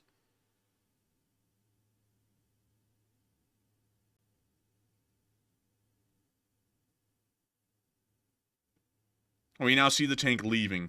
Its job done for the day. The Ukrainians will now go and clock out and return back to their normal jobs, their day jobs. And if this is their side job, who knows what their day jobs look like? The Ukrainians are like, I'm going to go out for my side hustle for the day, Bliat. I'm going to go drive the tank into the battle. I'm going to kill 20 Russians, and then I'm going to go back to working at Home Depot, Bliat. It's like, honestly, I respect the grind. But moving on from that clip and on into our next one in the Pokrovsk area, we were also able to see that some Russian positions got destroyed today under a bridge in the area. Дрон. You could also say that you know what you call Russian positions under a bridge, Matthew? A homeless encampment. Ba-dum. But anyways, here's the clip. Нашим бойцам разнесло здесь все. Гусеница валяется под мостом. Здесь ребята здесь находились. Полетело. Вот он. Вот второй. Все разворотили.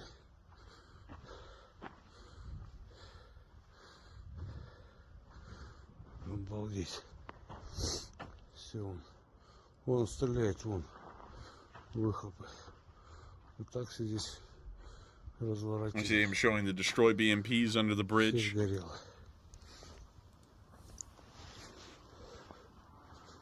Вон колесо где валяется.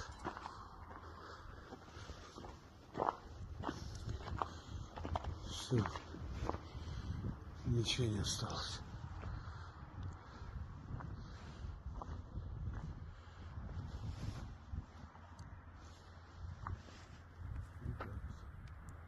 What a bridge. I mean, that's actually a pretty giant bridge right there.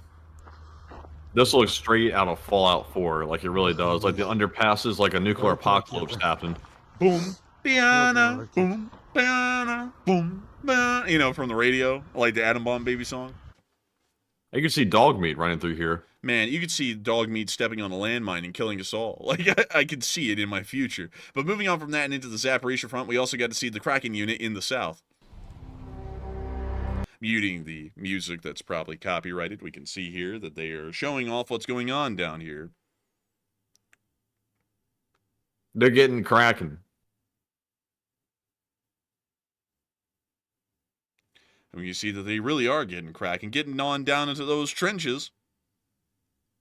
Wandering on around, moving on through the foliage. I believe this may be... Oh, no, this is from the winter because the trees are dead. It's just that the grass is green. The grass is always green in Ukraine. They say they have the greenest grass in Ukraine.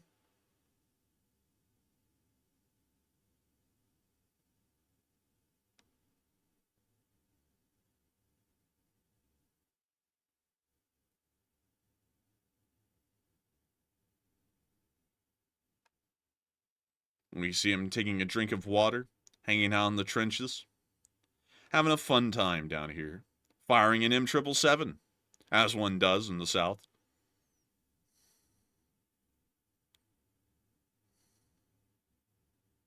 We see them now slamming a Russian tree line. Pretty impressive hits. Once again, the accuracy is there, always. Oh, they smacked a drone. Oh! Oh, they ran underground. Oh, they dropped a president. It is for the first blood. He bring you pain like you asked for. He bring pixels too. Look at all these pixels, blade. I wonder what the pixels are for.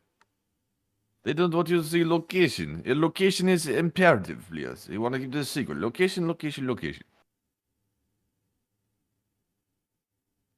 Not going to lie, they kind of hit everything with these drones these days. Other drones, machine guns, mortars, people. I mean, like, it's everything. It's like Walmart around here. They have everything. They even hit this combine harvester. It's harvesting. Bliet, this is agricultural war, Bliet. This isn't industrial warfare. This is agricultural warfare. You beat them to death with an ear of corn, Bliet. The corn is not sweet. The corn is bitter in the man's blood. Like the corn is hot as rock. The corn is violent. Something like that. But anyways, moving on out of the Zaporizhzhia front, it is now time for us to get on up to Kyiv and cover the speech from President Volodymyr Zelensky here on this very day of war. And now let me go to YouTube and try and find the speech, because once again, the president's website for some reason cannot keep track of the shit he says. So let me go to his YouTube channel, which can, and let me see. I don't mean to sound aggravated there. You would just think that the Office of the President of Ukraine's website would keep up with what he's doing and saying, but I guess not. Anyways, without further ado, it is time for us to get to what Zelensky actually said, because he actually did say stuff today, and he said quite a lot. Be dipped. Matthew, can you find us what he said today without the dub, the Ukrainian dub on it? Because this one immediately started with that, and it was a dub. Yes, let me find it. Let's see here. Zelensky calls Putin dumbass. I typed that in because that's part of what he said. So let's see here. Upload date. What? Where's that? Like, hold on a second. He put a speech out today, folks. Hold on a second. Let's see. Zelensky. He did. He was at the president of the European Council, made a statement that was about 7 minutes 45 seconds long. We are looking for that one.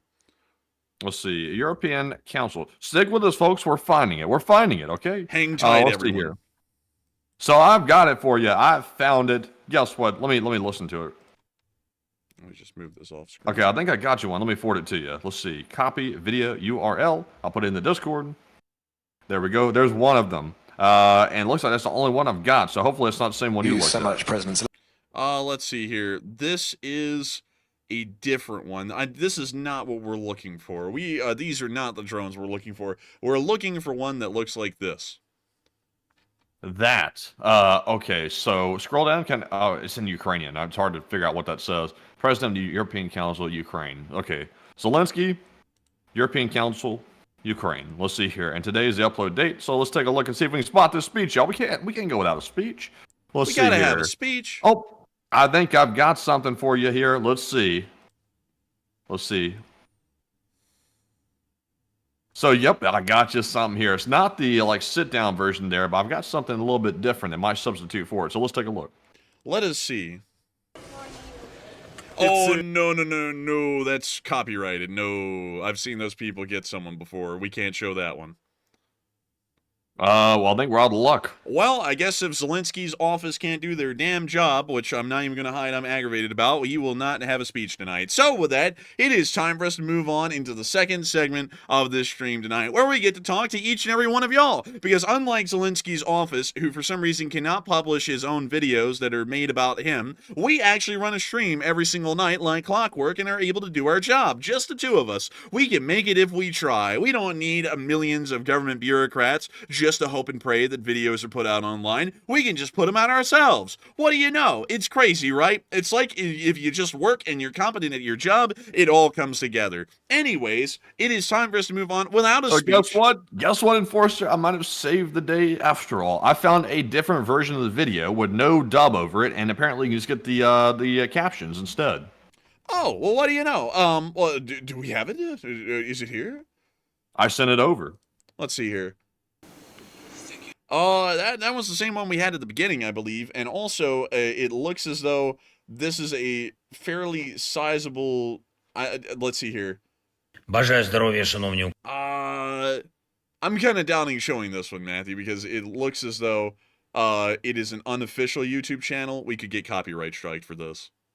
Well, I guess we're out of luck still. Sorry about that. I'm sorry about that, everyone. It does look like we are plumb out of luck. And once again, all I have to say is, if your team isn't competent enough to put your videos out online, we get no speech. So anyways, with that, maybe he will give us the chance to interview him, because I can guarantee that while his team cannot put out videos online for us to show y'all, we can make sure to show up and interview someone, because we are competent. But anyways, Matthew, what do we got? Take it away, Matthew.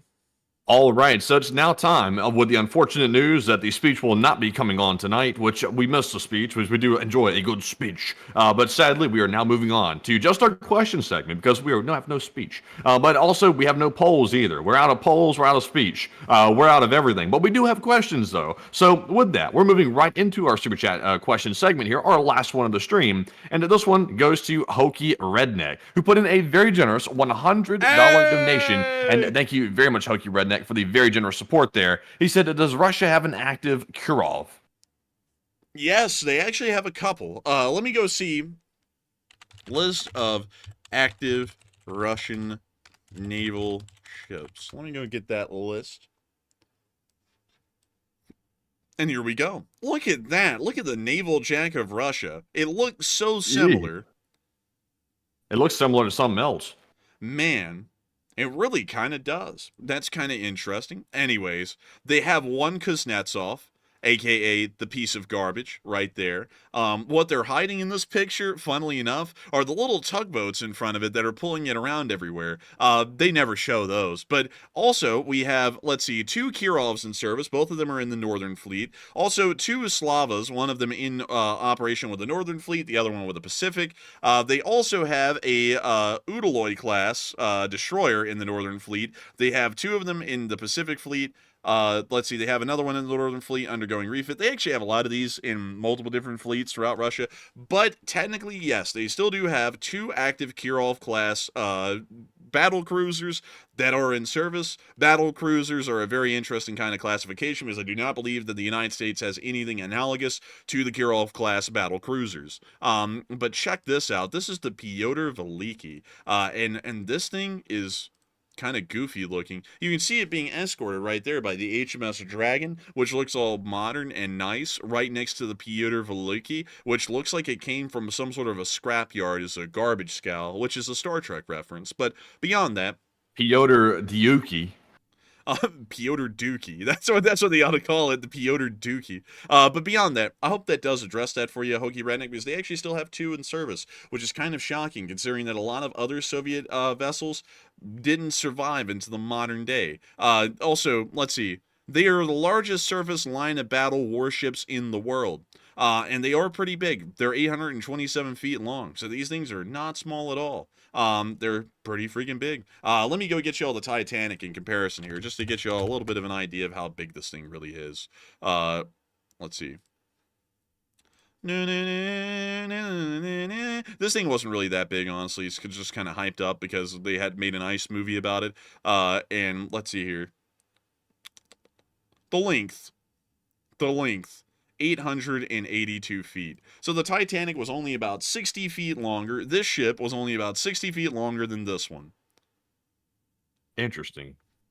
Yeah, so it's not that big of a ship. That's one thing that kind of like, it's something that I always feel people blow out of proportion because everyone acts like the Titanic was like the biggest and most luxurious ship ever made in history. The reality is that it was wildly small. Like, at least by modern standards, this thing was wildly small because, let me go find it, the Oasis of the Seas is not only taller, it's also longer and wider. It's bigger in every single way. Like, if you were to compare the Oasis of the Seas to the Titanic, and yes, the control panel is open, Matty. I was trying to see live chat so that way I could interact with them.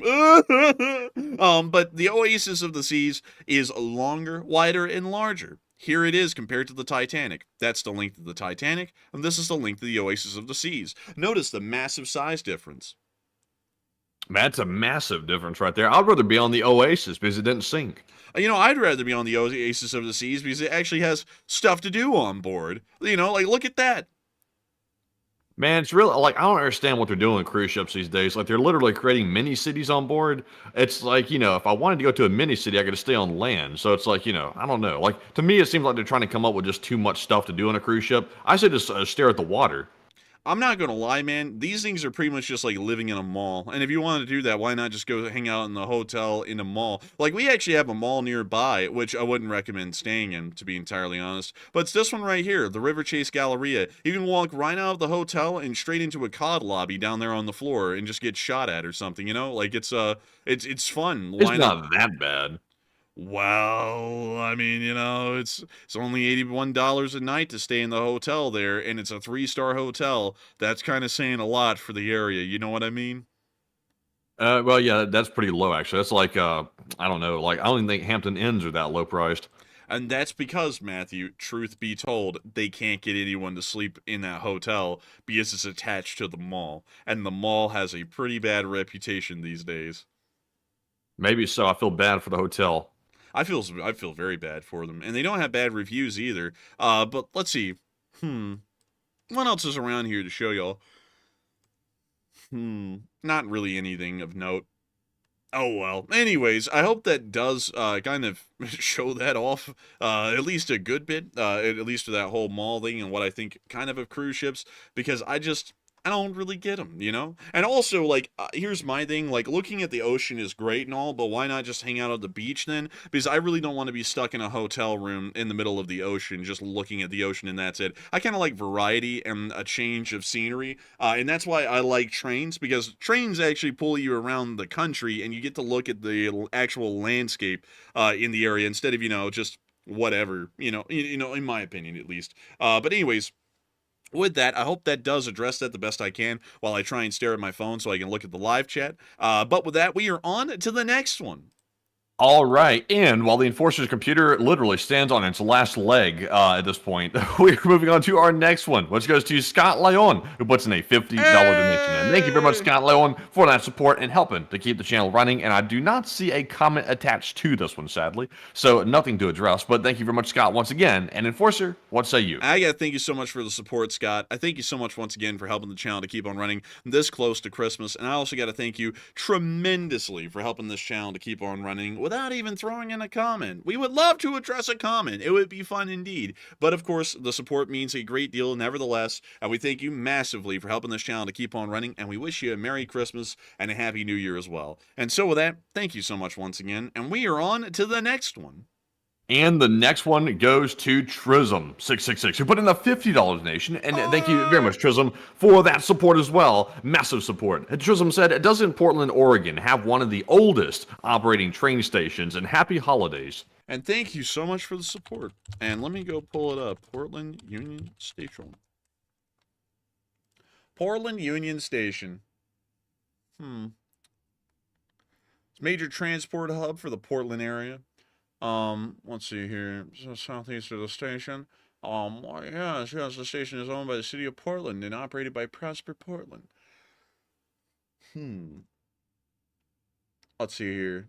It doesn't look like it's the oldest one.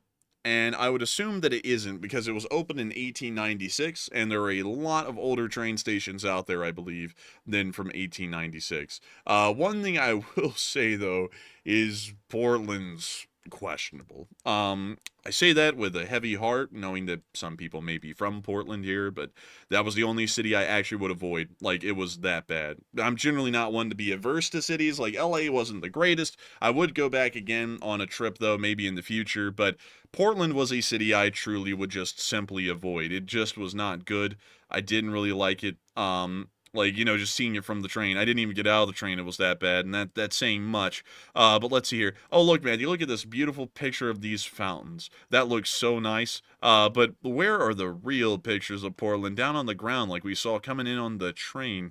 Let's see. Oh, look, Matthew, it's Screamboat Willie. Look at that, man. Goodness. Man, that's a rough one right there. Let's see. Dang, man, they make Portland look so much better than it looked when we went through, because I'm telling you, I'm not just saying it for the hype thing.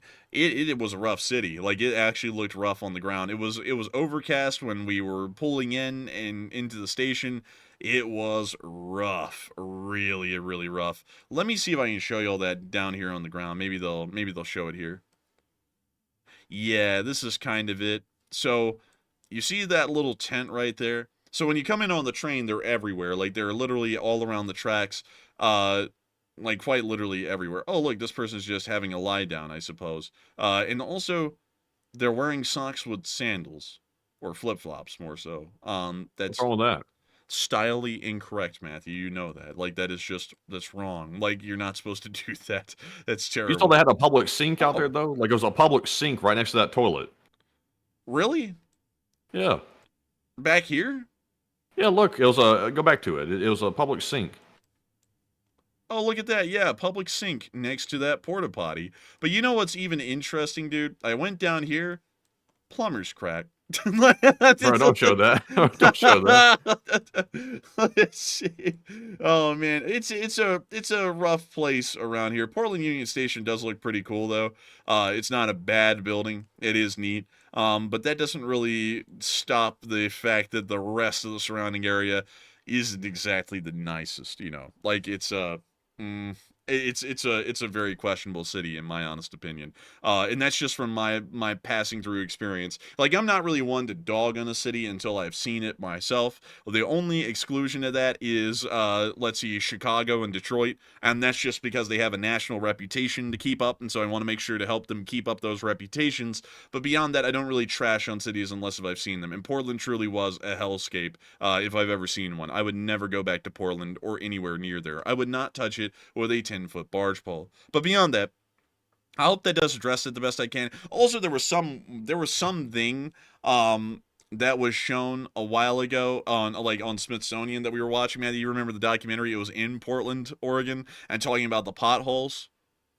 Oh, yeah. It was about, like, that guy putting the donuts in the pothole and running them over. And the guy was literally a straight up, like, commie, even in, like, the documentary. And I was like, commie. I was like, this guy is a communist. Like, I was like, it's not a domestic political thing. Literally, the guy just screamed, he's a Marxist. And I was like, you know what? I can't get behind that. Like, I was like, that's another reason, another strike against Portland is just this one weirdo right here in this documentary. Like, I was like, this is something I'm not going to like Portland over.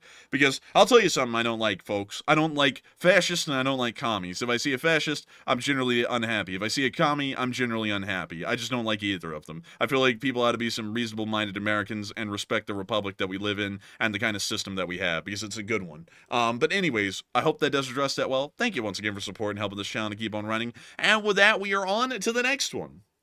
And our next one goes to none other than GunFox61, who puts in that $20 donation. And huge shout to you, GunFox, for throwing in that $20 support. And we appreciate it very much. And he has the day in history for us. He said by December the 12th, Washington made his decision to encamp at Valley Forge. From this location, 18 miles northwest of Philadelphia, Washington was close enough to maintain pressure on the enemy Space Shuttle Endeavour.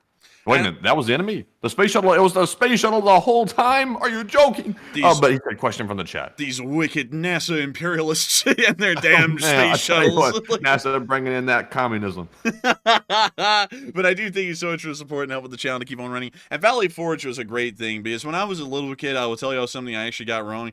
I used to think that Pigeon Forge was where George Washington camped out because it had Forge in the name. But Valley Forge is up in Pennsylvania, right here. Here's Valley Forge, right here. This is Valley Forge, the beautiful land of Valley Forge, which is right near King of Prussia, which is so aptly named probably after von Steuben. But beyond that, it's not that far from Philadelphia, to be entirely honest. They make it sound like, I'm not going to lie, like, at least in terms of American lore, they make it sound like the March to Valley Forge was like the damn Chinese Long March under Mao, where they, like, marched, like, 2,000 miles. Like, they literally just marched away from Philadelphia and I think, like, 30 miles into the woods and just hung out there. Like, it wasn't that far, to be entirely honest with y'all. But still, it was an interesting place, and I do believe that there is a museum around here, yeah, right here, that shows y'all Valley Forge, or at least the little huts that he built for the Continental Army to hang out in during that time.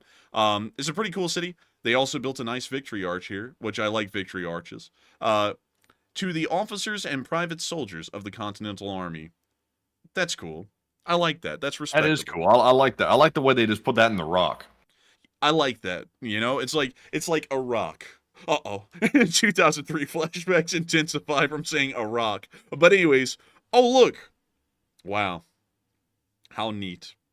By the way, it's a factual inaccuracy that they'd use powder horns and load the rifles with them, like, straight off the bat. They would have individual cartridges pre-made in cartridge pouches, like the one up here, but the powder horns were used earlier on when they were actually making the cartridges for the guns. It's just that there was no such thing as industrially making paper cartridges. Brass cartridges were a huge improvement in industrial warfare later on towards the 1870s, but still, pretty neat, and I like the collection. It's a very impressive collection, actually, that they have here.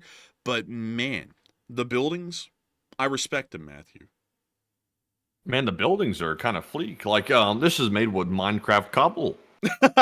Yeah, that's what I was thinking, man. I was like, kind of looks like Minecraft cobble. Honestly, you could build these buildings in Minecraft, like, in a cinch, like maybe 15 minutes flat, because they're not that big. I believe this is probably a powder storage, maybe, I would assume. Because of the rock structure that they have around it that couldn't catch on fire. Oh, look at that covered bridge. Wow, that is cool. I like covered bridges. But beyond, oh, what's this? Is this building condemned? It should be. It should be, honestly. Also, it looks like this obelisk may be condemned as well, with those giant iron stakes that they always have everywhere in America with the white tops. Oh, look at the inside of this cathedral. Very nice, very nice. And also, what does the Valley Forge station look like? The train station. Does it actually have service? Where does it run to? What is it for? Why are they here? Wow. That's actually nice. That's kind of a depressing looking train station, to be honest with you. What do you mean? It looks nice.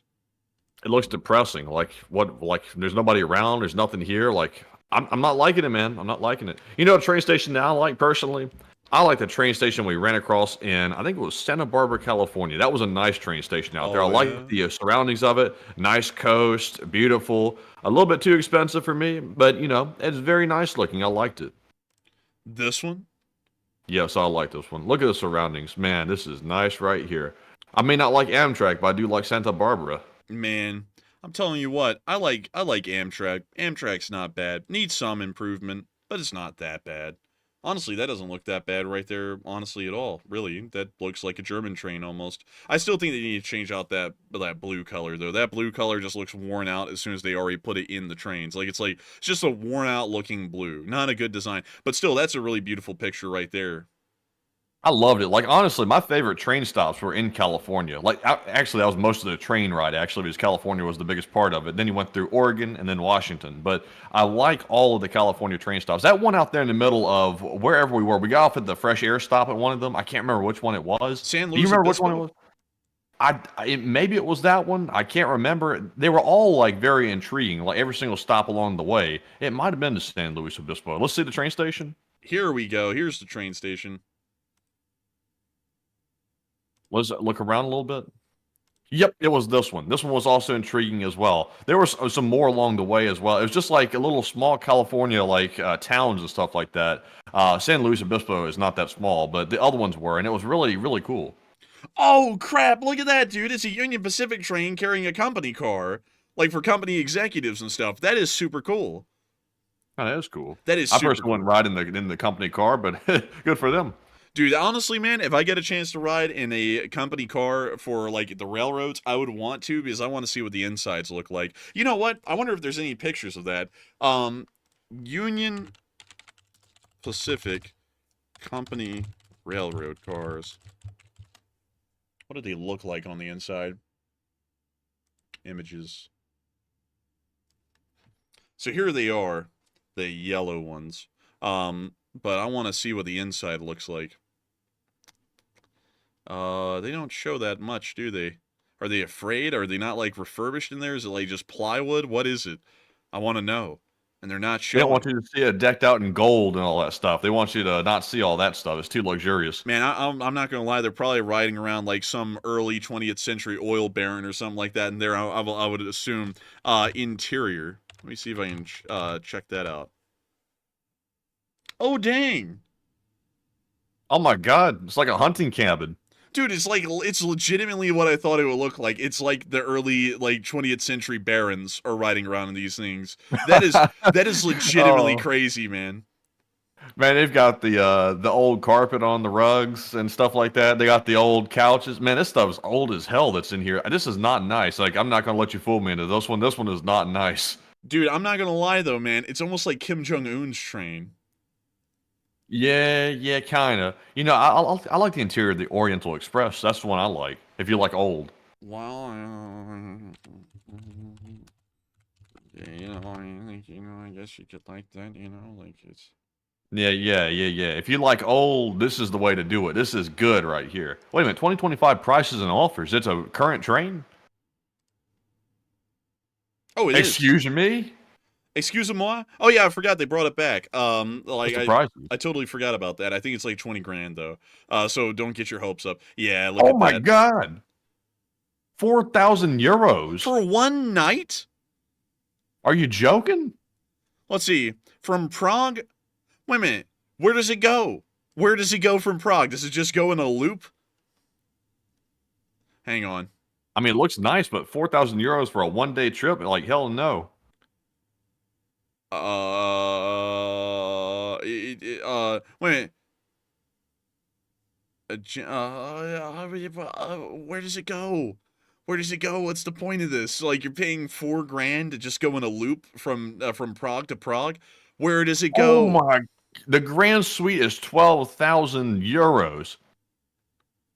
I'm not gonna lie, dude. That's just not worth it. Like, there's no way. Like, I'm a train person. I would never be like, oh yeah, I have to ride the Orient Express. No, I'm good. Like, this is just a ripoff, really. In my opinion. This one. Wait. So hold up. Prague to Paris, Verona to Paris. So which one did we click on? I think it was this one. So this goes from Prague to Paris, and it's only one night. I don't even know. Is there a train that goes from Paris to France? Man, I'm gonna beat you. I'm gonna hurt you. Like it's. Whoa, Jack! Whoa! Whoa! Hey, Jack! Whoa! It's a prank. It's a prank, by the way. But let's see. Paris to Prague, Lyon to Venice. Why Lyon? Like, oh, I don't know. Anyways, Venice. You know, there used to be a train that went from, I think, Warsaw to another city on one tank. Oh yeah, that was the Reichsbahn Express, wasn't it, or something like that? You know, it was like yeah, I think so. It was a tank, one of those limited editions from 1941 to 1945, I think. Let's see, Verona. Also, what are people in the live chat talking about a missile strike on Kyiv? I've not heard anything about this. Let's see here. Let's see. So apparently, let me do some research here, and I'll be back with y'all in just a minute. Also, there is one that goes from Verona to London, and then they just throw your ass on the Eurostar and then take you to London. It's like, well, what's the point of that? You just get on the Eurostar itself without having to do the whole, getting ripped off by the Orient Express kind of a deal. That's interesting. Now, what other luxury trains do they have? The Northern Belle? Oh. Let's take a look at this one. Let's see. Oh, how much does this cost? This is way more affordable. Don't know what's involved in it though. Let's see. The Royal Scotsman. The Northern, the Golden Eagle. The Golden Eagle. Is this Russian? It could be. Also, Enforcer, I do have some breaking news coming out about that possible missile strike, by the way. Please, by all means, go ahead. What is it? So the current news coming out here, this is very preliminary. It's literally 2 minutes ago. It says multiple explosions heard in Kyiv. Multiple explosions reported in Kyiv around 7 a.m. local time. Ukraine's Air Force warned immediately prior to an incoming missile attack targeting the capital city of Kyiv. And apparently explosions were reported on the ground, and it's a possible Kenzo missile strike right in the dead center of Kyiv. So that is just coming out. I don't have all the details on it, but it looks like it has happened. Interesting. Thank you for keeping us apprised on that. And please try and keep us apprised, because I feel like I'm running blind right now because I can't see the chat or anything at the moment because, you know, I can't keep it running on the phone forever. But with that, I hope that does address that fairly well. And with that, we are on to the next one. All right. So, also, by the way, I don't know if this is an ongoing missile attack. I don't know if it's already over. We're literally getting no information. Like, it's barely any information coming out for some reason, which is kind of odd in itself. But it could be ongoing, and we could see more missiles, maybe. It's a possibility, but I can't say for certain. But apparently, Kyiv is the target this time. So, it looks like Putin is following through on his word slightly, but we'll have to wait and see what else is going to happen. But anyways, moving on here to our next question. This one goes to Agent XYZ, who puts in a $50 donation. And thank you very much, Agent XYZ, for your first ever super chat on the channel. And that is very generous of you, and we appreciate that support. And Agent XYZ says, Occam's razor. Drones are ours in our U.S. airspace, and the DoD causes more panic to get more money and less restrictions on domestic operations. And I thank you for the support, but I don't know why they would need more permission for domestic operations, because the U.S. government could just simply allow it. There's really no need for a justification. It's not like they have to justify invading Iran. You know, it's the U.S. military in the United States. And also another thing is that they pretty much are able to do whatever they want in the United States at this point as far as training is concerned. So I don't really know why they would need to justify something with that. Me personally, I think it's something else, because also they wouldn't be justifying the use of lethal force to shoot down the drones now in New Jersey if that was the case. And it appears that it's probably some sort of a foreign actor still, at least in my opinion, and they're trying to really downplay that a lot. But I still thank you so much once again for support and helping this channel to keep on running. And with that, we are on to the next one. All right. And also, by the way, there's so many people right now, and obviously we do not cover politics. We're not getting into that. But just to answer this question, not getting political, several people are tagging me saying something about the vice president rushed back to the White House for some reason. That is nothing involving Ukraine or anything like that. There's some current things going on in Congress that they rushed back for, and it's literally that simple. There's nothing more to it, and it's not some kind of emergency. So we're all good. It's just simply that. The VP is usually a tiebreaker in Congress, but that's what that's probably about. But anyways, moving on here and answering that question and getting that one out of the way, there's a lot of panic about that question. This one goes to GunFox61 once again, who puts in a $20 donation. Thank you very much, GunFox, for that support. They said in 1989, the United States launched Operation Just Cause, a military invasion of Panama. In 1860, following Abraham Lincoln's election as U.S. president, South Carolina became the first U.S. state to secede from the Union, STS 112. And I thank you so much for the support, GunFox61, and that's actually something very interesting about South Carolina that a lot of people would not know. You see, a lot of people, when they hear about U.S. Civil War history in this country, they always hear that South Carolina just seceded first. Oh, just because South Carolina was South Carolina. But you see, there was something else that actually happened before this that made the state of South Carolina really, really angry at the U.S. government way before this, that actually led them to secede first. What happened was that when Andrew Jackson was president of the United States, South Carolina actually refused to abide by the tax codes that had been created federally by the U.S. government. They told South Carolina that they had to do what they wanted them to. South Carolina said no, and so the United States government actually invaded South Carolina. And let me go put that in U.S. invasion, South Carolina. 1 second. There we go. 1 second. Let's see. 1 second. Let me go type this in another way. South Carolina, Andrew Jackson. Carolina, Andrew Jackson. Let's see here. Here we go. The nullification crisis, which was a very interesting time in American history. It ensued after South Carolina declared the federal tariffs of 1828 and 1832 unconstitutional and therefore null and void within the sovereign boundaries of the state. We then sent down the army to pretty much force South Carolina to accept it, and that's really what happened. It was a very interesting kind of a thing that kind of occurred with this, and it also led South Carolina to be very resentful as a population, not the government of South Carolina, but the population of South Carolina, to be very resentful to federal control of what South Carolina perceived to be appropriate or not as far as taxation. And this kind of is one of the things that kind of played into South Carolina's mindset, at least early on with seceding. It wasn't really for them an issue with, like the rest of the states, really for the large part slavery, considering that Lincoln was largely an abolitionist president, or was more so on the side of abolitionism. It was more so for South Carolina, truly the issue, like people try to make it for the entirety of the Confederacy, a states' rights issue, as South Carolina actually did believe that the state government should be more powerful than the federal government because of the nullification crisis of the late 1820s and early 1830s. So unlike every other state in the Confederacy that actually did secede over the issue of slavery, South Carolina was the only one where a legitimate argument could be made that it wasn't really entirely about slavery. It more so was about states' rights as a whole, and under a Confederation governmental system, the states actually are more powerful than the central federal government, if you want to call it that, or the central government more so, and this really played into what South Carolina liked a little bit more, at least with what they went through with the nullification crisis. So that is a very interesting thing with that. And also someone said, states' rights to do what? Well, it was taxation. I just explained that with South Carolina because they said that the tariffs of 1828 and 1832 were unconstitutional and nullified them. But the problem is that South Carolina, and this is only in their particular instance, I just explained all this. So, here we go. I got to say this really quick. This is something annoying. I'm a person who has a bachelor's in history, and I don't mean to get annoyed here, but I don't look at things like they teach you pretty much as propaganda in school, because a lot of things are actually a lot more gray area than they normally sound.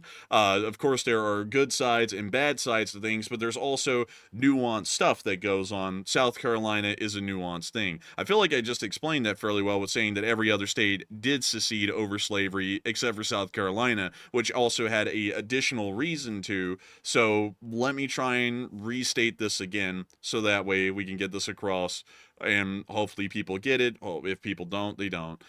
South Carolina had a issue with the federal government in the late 1820s, before the U.S. Civil War, by about 20 or 30 years, over the issue of a tariff that was raised by the federal government. South Carolina nullified the tariff, saying that it was unconstitutional and that they were not going to enforce it inside the state. This led to the federal government actually getting involved in armed action against the state of South Carolina to force them to accept the tariffs. This led them with a resentment for the next few decades up until their secession from the United States in 1860, to largely resent the federal government and believe that the issue of states' rights is a major concern, as the federal government, in the mind of the South Carolinian citizenry, was starting to stamp out the rights of the states to be able to do what they wished, at least in particular instance of economics. This is not talking about slavery, this is just talking about the tariff side of things. That was one of the main reasons as to why South Carolina was the #1 state to secede from the Union. The first one in line. The rest of them seceded over slavery. South Carolina seceded over slavery, but also over the fact that the federal government had trampled on them about 20 or so years earlier over the tariffs.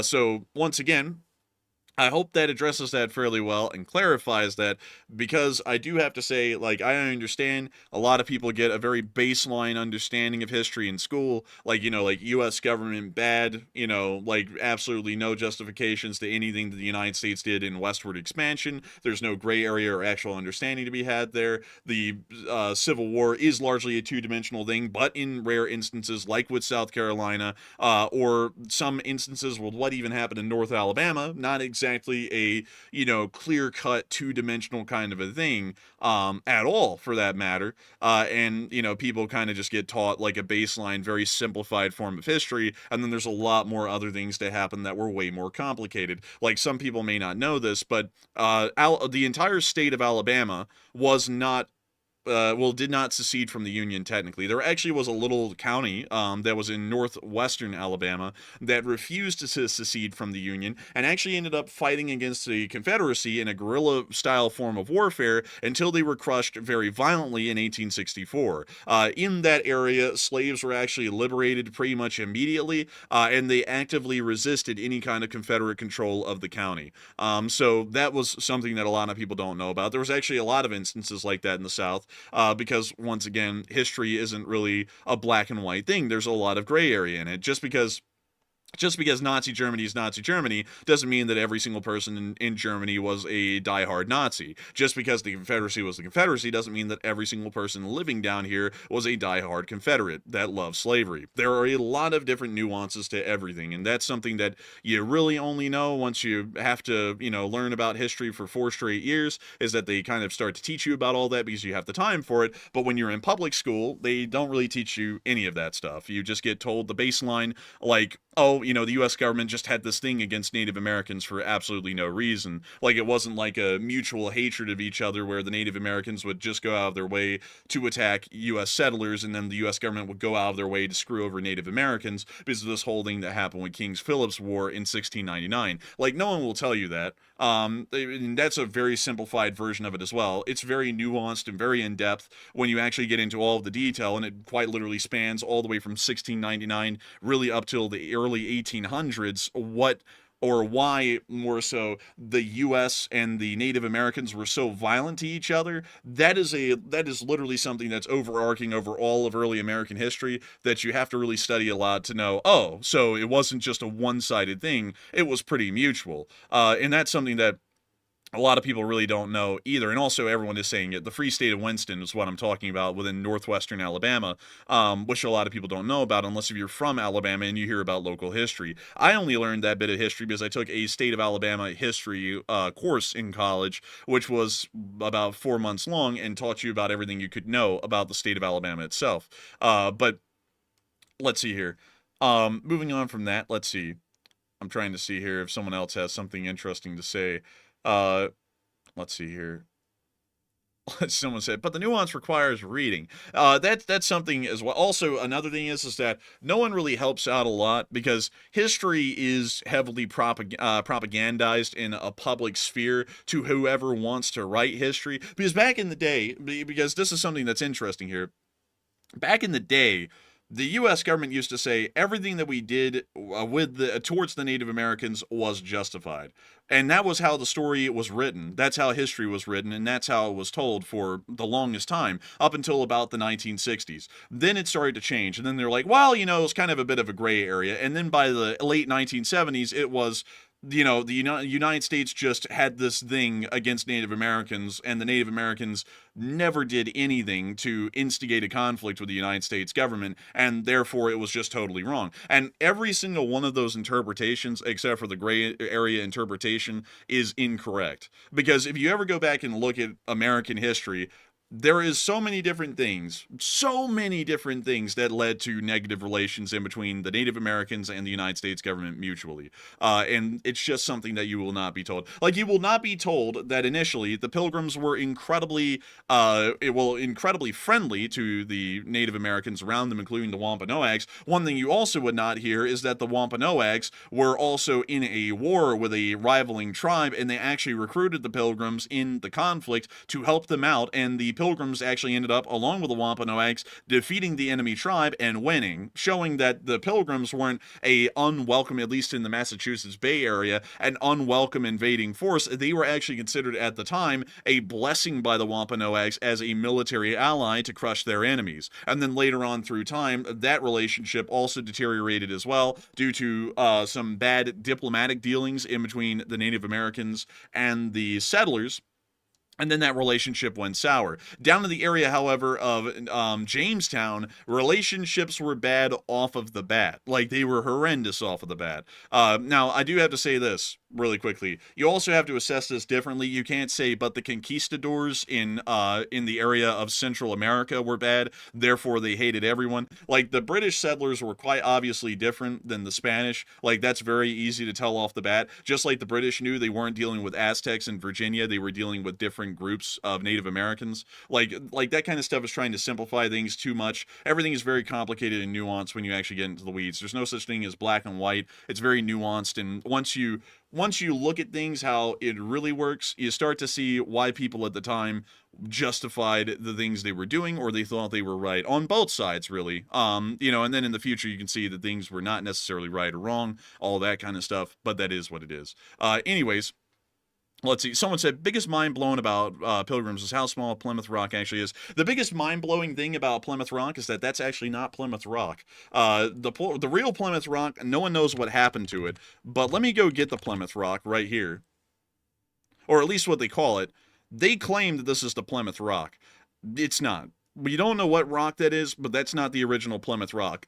We believe that the original Plymouth Rock eventually either eroded away or somehow got swallowed by the sea and dragged out, but this is not the original one. So I don't know where the real one is. No one knows where the real one is, but everyone says this is Plymouth Rock, and it just really isn't.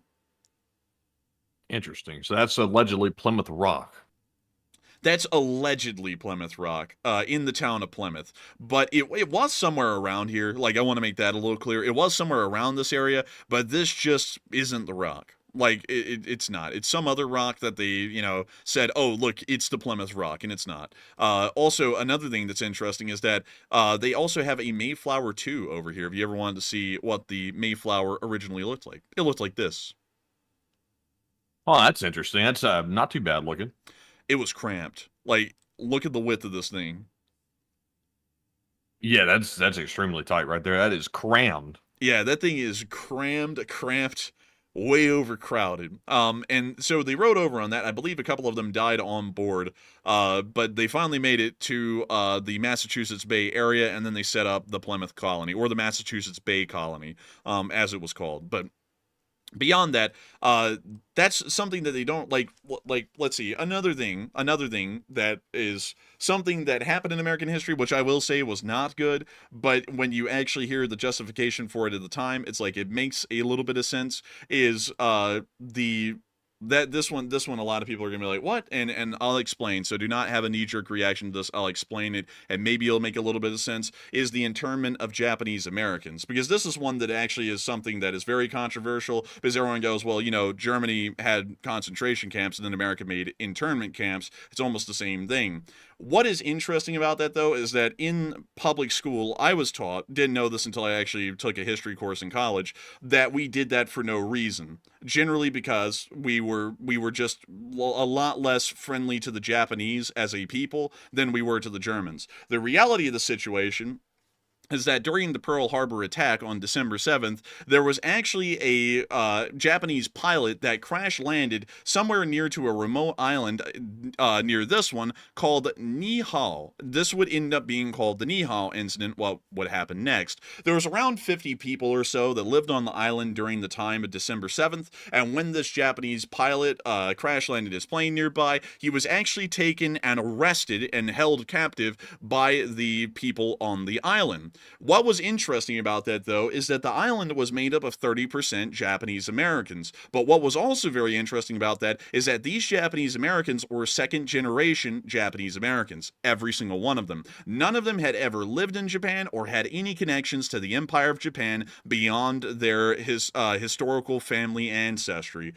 The next day, I believe it was on December 9th, well, a day after December 7th, on December 9th, the Japanese Americans on the island actually overpowered the other Americans on the island that were holding the Japanese prisoner, and then released the Japanese prisoner and tried to hold them so that way eventually the Japanese Navy may be able to recover the pilot and pick him up. It turns out that all of the Japanese Americans on the island's mission was fruitless because the Japanese Navy had already turned around and was heading back to Japan after the strike, but nevertheless, they ended up recapturing the Japanese Japanese pilot and then holding him as a prisoner of war. The U.S. government did. But beyond that, because of this incident, which was incredibly bizarre because second-generation Japanese Americans that had absolutely no connection whatsoever to the Empire of Japan at all beyond their ancestral lineage had actually done something in support of the Empire of Japan, actively trying to protect and help out one of their pilots in active treason, the U.S. government, and specifically the Congress, started to ask the question, would all second generation, or really any Japanese Americans for that matter, have the exact same anti-American, pro-Japanese sentiment in the end against the U.S. government? And that's why there was a major push at the time to create the internment camps. And that's why it happened. It wasn't just a thing that we did out of the blue. It's something that actually was seriously talked about in Congress because of the Nihu, and I'm trying to pronounce it correctly according to Walter E. Lakota, the Nihu incident. That's why it happened. That's the gray area that you're not told when you're learning history in school, that you then get later, and then you're like, oh, okay, well that starts to, like, it's still wrong, but it starts to click a little bit more why they would even do something like that in the first place. The Germans, however, were just literally fueled by straight up hatred. Like there was no like justification, like, well, what about, what about this incident? There was no incident. Hitler just blamed, certain groups of people, and then they ended up genociding him. So with Germany, there isn't really a way to understand their deal. It's just that they found a fall group and they just blamed them and then genocided them. Here in the United States, though, with the Nihu incident, if I'm pronouncing that correctly, it actually was something that the Congress considered to be of a serious concern, at least at the time. But anyways, with that, I hope that unfortunately, we do have more information here coming out. There's currently a very large missile attack on the city of Kyiv right now, and in fact, it's very serious. In fact, many people in the city are reporting extremely loud explosions happening all around the city, and it looks like, according to reports we're seeing here, air raid alarms across the country of Ukraine, our monitoring channels are reporting the takeoff of MiG-31Ks, which are obviously carrier of Kinzhal hypersonic missiles, and so far there's been 12 extremely loud explosions in Kyiv. The walls are shaking in bomb shelters, and also some of the monitoring channels are saying that this is very similar to a North Korean ballistic KN-23 missile being fired at the capital. So right now, not much information is still coming out, but it is confirmed a very large attack on Kyiv, and that's being confirmed by several sources. Also, it looks like the emergency services are responding, and it sounds like maybe debris is falling on the city, but there could be actual explosions on the ground as well.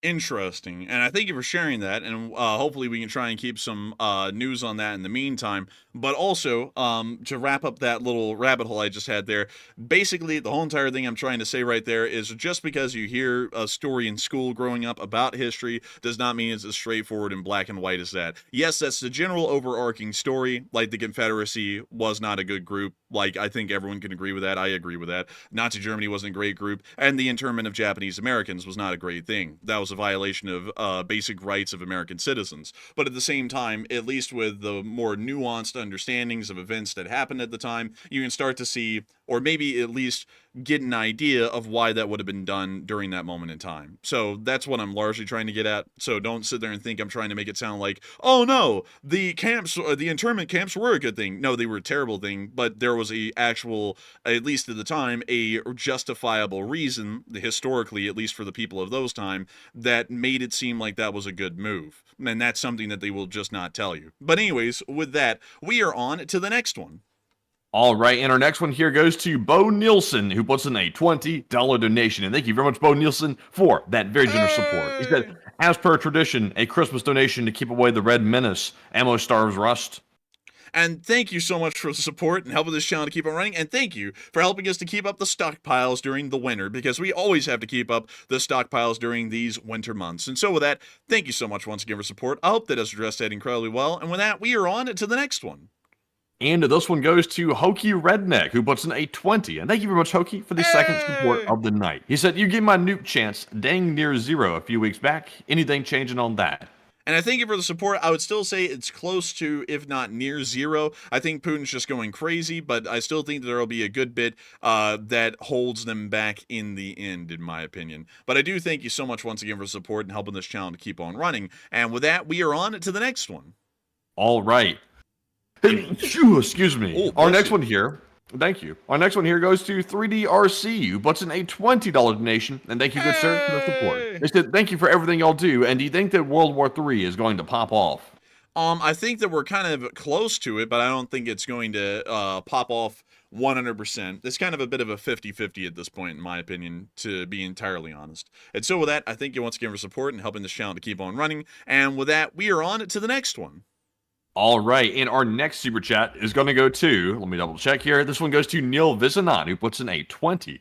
And thank you, Neil, for the support as well. He said, Russia and Japan actually went to war in the early 1900s, and Japan won by using a Pearl Harbor attack. And that's the reason why Japan tried against the United States later. And what is the difference between mariners and naval infantry historically? And take a chat question.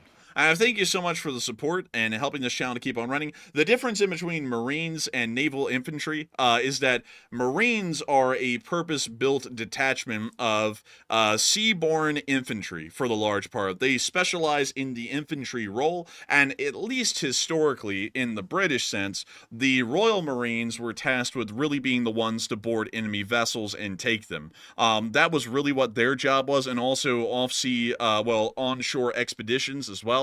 That was largely the job of the Marines initially, and naval infantry were largely sailors on board the ships that generally specialized in something on board the vessel. So if we're talking about the Age of Sail, operating the rigging or the cannonry or something along those lines, but then they would be used in a secondary role if they ever needed additional elbow grease on shore to grab some rifles and then send them onto the shore. So they're not really specialized or trained in the infantry role at sea. They're more so just ad hoc, almost like conscripted infantry taken from the ships and then thrown on shore. That's kind of the difference. But then in Russia, they really don't have Marines. They just have naval infantry, and their naval infantry kind of evolved into being Marines for the large part, but still completely integrated into the Navy.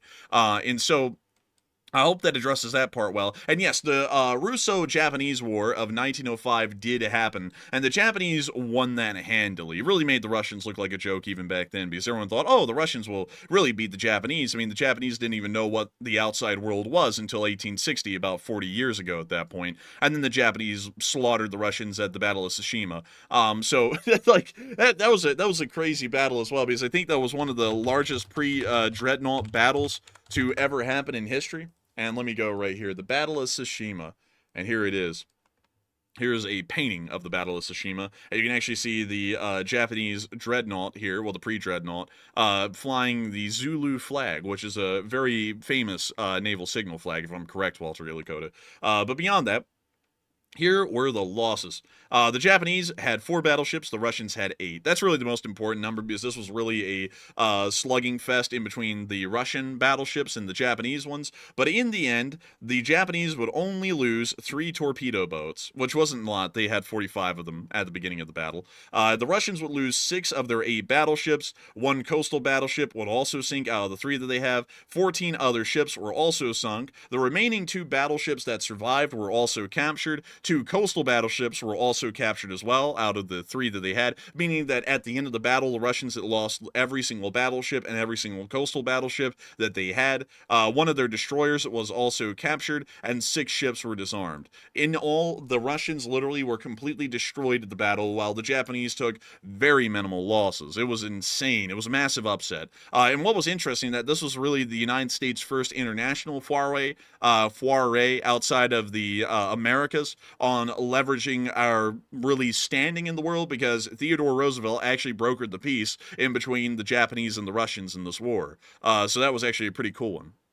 But anyways, beyond that, I would say that the Japanese really didn't, I don't think the Japanese, let me see here, the Russo-Japanese War, here we go. Let's see here. What would we have? Modernization of, yeah, we know about that. Pressure from the people. It's the first, let's see, we were, status, declaration of war. The Japanese issued a declaration of war on the 8th of February, and 3 hours before the declaration of war was received by the Russian government, the Imperial Japanese Navy attacked the Russian Far East Fleet at Port Arthur. So actually, they did conduct a Pearl Harbor right there. I actually did not know that, because the Russo-Japanese War isn't something that I ever studied or read a lot. I know about the Battle of Tsushima, but I don't really know much more about the rest of that war. But that is still very interesting. And also, Tsar Nicholas II was stunned. He couldn't believe that they do it without a formal declaration of war. Kind of like we were. Like, we were like, what? They did it? It was like, that's crazy. No cap. But beyond that, I hope that does address that well, and I guess that's an interesting thing to look at, that they actually really kind of conducted a Pearl Harbor right there as well. But anyways, with that, I thank you so much once again for support and helping this channel to keep on running, and with that, we are on to the next one. All right, so I do have an update here on the attack on Kyiv as we speak. Apparently, it looks like 5 Iskander-M, or KN-23 ballistic missiles, and 2 Kinzhal hypersonic missiles were fired at Kyiv. And it's not very clear if Ukraine was able to shoot every single one of them down. It looks like most of them were shot down, but there is confirmed damage in the city. And we also have video evidence of that coming out right now. And also, people were reporting extremely loud explosions in the sky, at least 3 or 4 of them, which are louder than usual, according to observers. So, very interesting. So, Enforcer, if you'd like to take a look, that is currently on our Twitter page. And I thank you for giving us that update. I will try and give it a quick look. Also, man, I gotta tell you, man, I don't know what it is, but my vocal cords are feeling beat at this point. I don't know what's up with that. But here's the clips.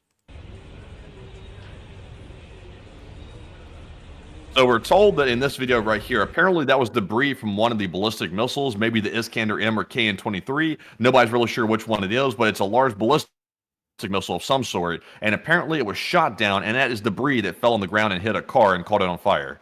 Interesting. That appears to be the only video we have at the moment, and hopefully we'll get more videos to be able to show you all here in a second. But with that, we are on to the next one. All right, so our next super chat here is going to go to none other than Trism 666 once again, who puts in a 50. Hey! And huge shout to you, Trism, for the second support of the night. And they said, do you think it's possible that Putin would put up the North Koreans to nuke Ukraine and then try to play it off as they did it on their own and try to feign that he knew nothing of them and bringing one along? I would assume that that would not be the case, because the use of a nuclear weapon in Ukraine, it most likely would be seen that the Russians allowed that, and also it would be used on Russian soil, so the Russians would be to blame, because any North Korean actions conducted inside the Russian Federation would still be attributed to the Russian Federation at large, as well as North Korea simultaneously. So I largely would say that that would not be possible, because the use of a nuclear weapon in Ukraine would massively escalate the war, no matter if the North Koreans or the Russians were the ones responsible. They would be looked at as jointly responsible, considering that the nuclear weapon, at least in this hypothetical scenario, was launched from Russian territory, but was North Korean in origin. And so with that, I thank you so much once again for that massive support and helping this channel to keep on running. And with that, we are on to the next one. And up next, we have another support from none other than BC Skyman, the channel old guard legend, who put in that 40, but without a comment though. No comment attached to it, but huge shout out to BC for always carrying the channel and supporting it very much. And of course, BC, we appreciate it. And sadly, I think BC left for the night already, but thank you once again, BC, if you're listening to it tomorrow. And Enforcer, what say you? I gotta thank you for the massive support and helping this channel to keep on running, because if it wasn't for folks like you, we wouldn't be able to make this thing possible. You are an absolute old guard and a legend. And I gotta say, it's incredibly kind of you to help us to be able to make this thing possible and keep it rolling. And so thank you so much once again, and a Merry Christmas to you as well. And with that, we are on to the next one. And we need to return back to Neil's super chat. We forgot to get a live chat question, and we shall, Neil. And this one is going to go to Tikas from the live chat, who said, did not the USA already prove and publicize that they were able to shut down 2 IRBMs as a test? Yes, we did. That was actually at Guam, and I believe that was one of the Aegis Ashore systems that we currently have on the island, which I believe... Let me see if I can find it. I don't think this is... No, that's not the Aegis Ashore system, I don't believe. No, that's not it either. Let's see here. It's got to be somewhere around here on this island. We'll be able to find it. They have a very distinct kind of a base layout for the Aegis Ashore system. Is this it? I'm doubting it. I don't know what this is. It's like suburb hell down there. Fortunately, I don't think I'm going to be able to find it this time. Wait a minute. Nope. There's the Naval Hospital, and there's George Washington High School, and here's the Juan International Airport, which would not have an Aegis Ashore at it because it would be too close to heavy domestic traffic. And I just cannot find this thing. I cannot find it. I wish I could. I wish I could. There is one here somewhere. It's not up here either. I don't know where this Aegis Ashore is, but they did say that there was one at Guam that was able to conduct a successful test. And so, yes, we were able to shoot down some IRBMs with the Aegis Ashore. And so with that, I hope that does address that well, and I hope that addresses that live chat the best I can. And thank you once again for supporting this channel and helping it to keep on running. And with that, we are on to the next one. All right, and our next one here is going to go to none other than Danny B. That is Chef Danny B, who puts in a $20 donation. And thank you very much, Danny, for the support once again. And he said, "Good evening, Enforcers, and LSA Chef Danny here. And hey, make Hot Dog Man small again. And no, a friendly fire today. Damn. And Merry Christmas from the Chef Danny, my son Carson, and my daughter Brooklyn." And a Merry Christmas to Danny B, Carson, and Brooklyn. And I hope y'all are all going to have an amazing one. Hopefully we will have a great one as well. And I gotta thank you so much once again for support and helping this channel to keep on running. Because folks like you help to make this thing possible and keep it rolling. And I gotta thank you so much once again for the massive support. And let me make sure to get your super chat as well and read it. I'm so sorry, everyone. I had a lot of coffee tonight, but for some reason I am feeling spent. I don't know what it is. I've just been feeling worn out and exhausted lately a lot. But beyond that, making Hot Dog Man small, Danny B. Hot Dog Man is small. Hot Dog. Did the internet go out? No, that was your computer.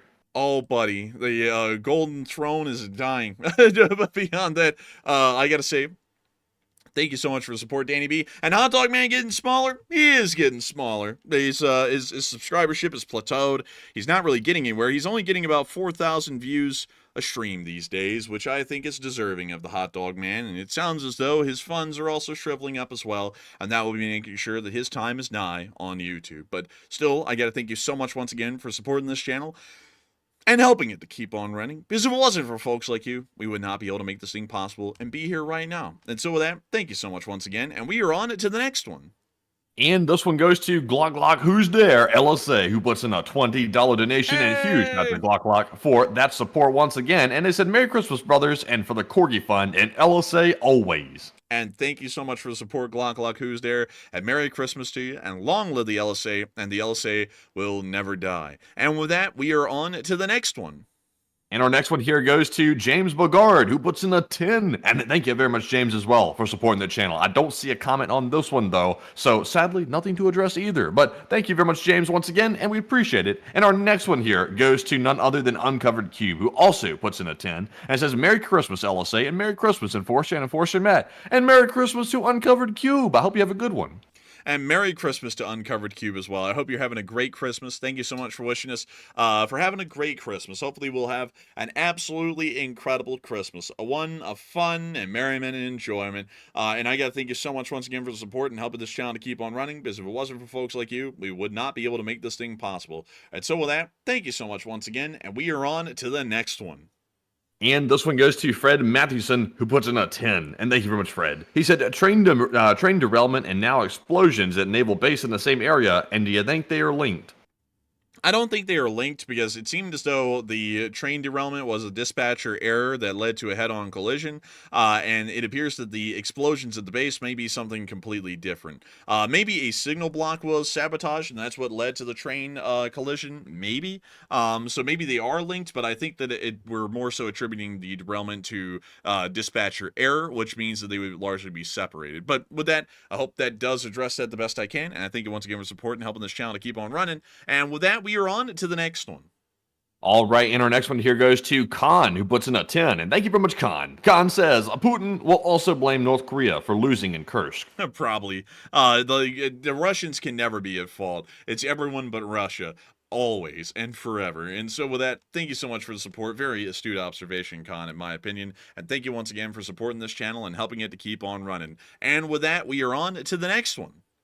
All right, and also, I'm seeing people ask for an update on the attack on Kyiv, and I'm looking here to see if I can find any more news on the situation. So let me do a quick scan, and it looks like we simply have one more piece of video evidence here. It looks like of the same explosion in the street, and apparently that was once again caused by debris from a falling ballistic missile of some sort after it was shot down. So let's see here. So unfortunately, if you want to show the other clip here, you can. I think it's of the same explosion, but we can take a look.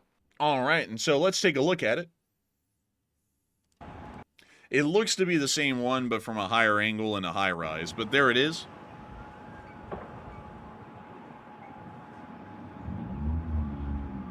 So far, it looks like it's pretty much limited to injuries and also that one fire right there. Maybe some more fires in the streets, but nothing too crazy as of right now.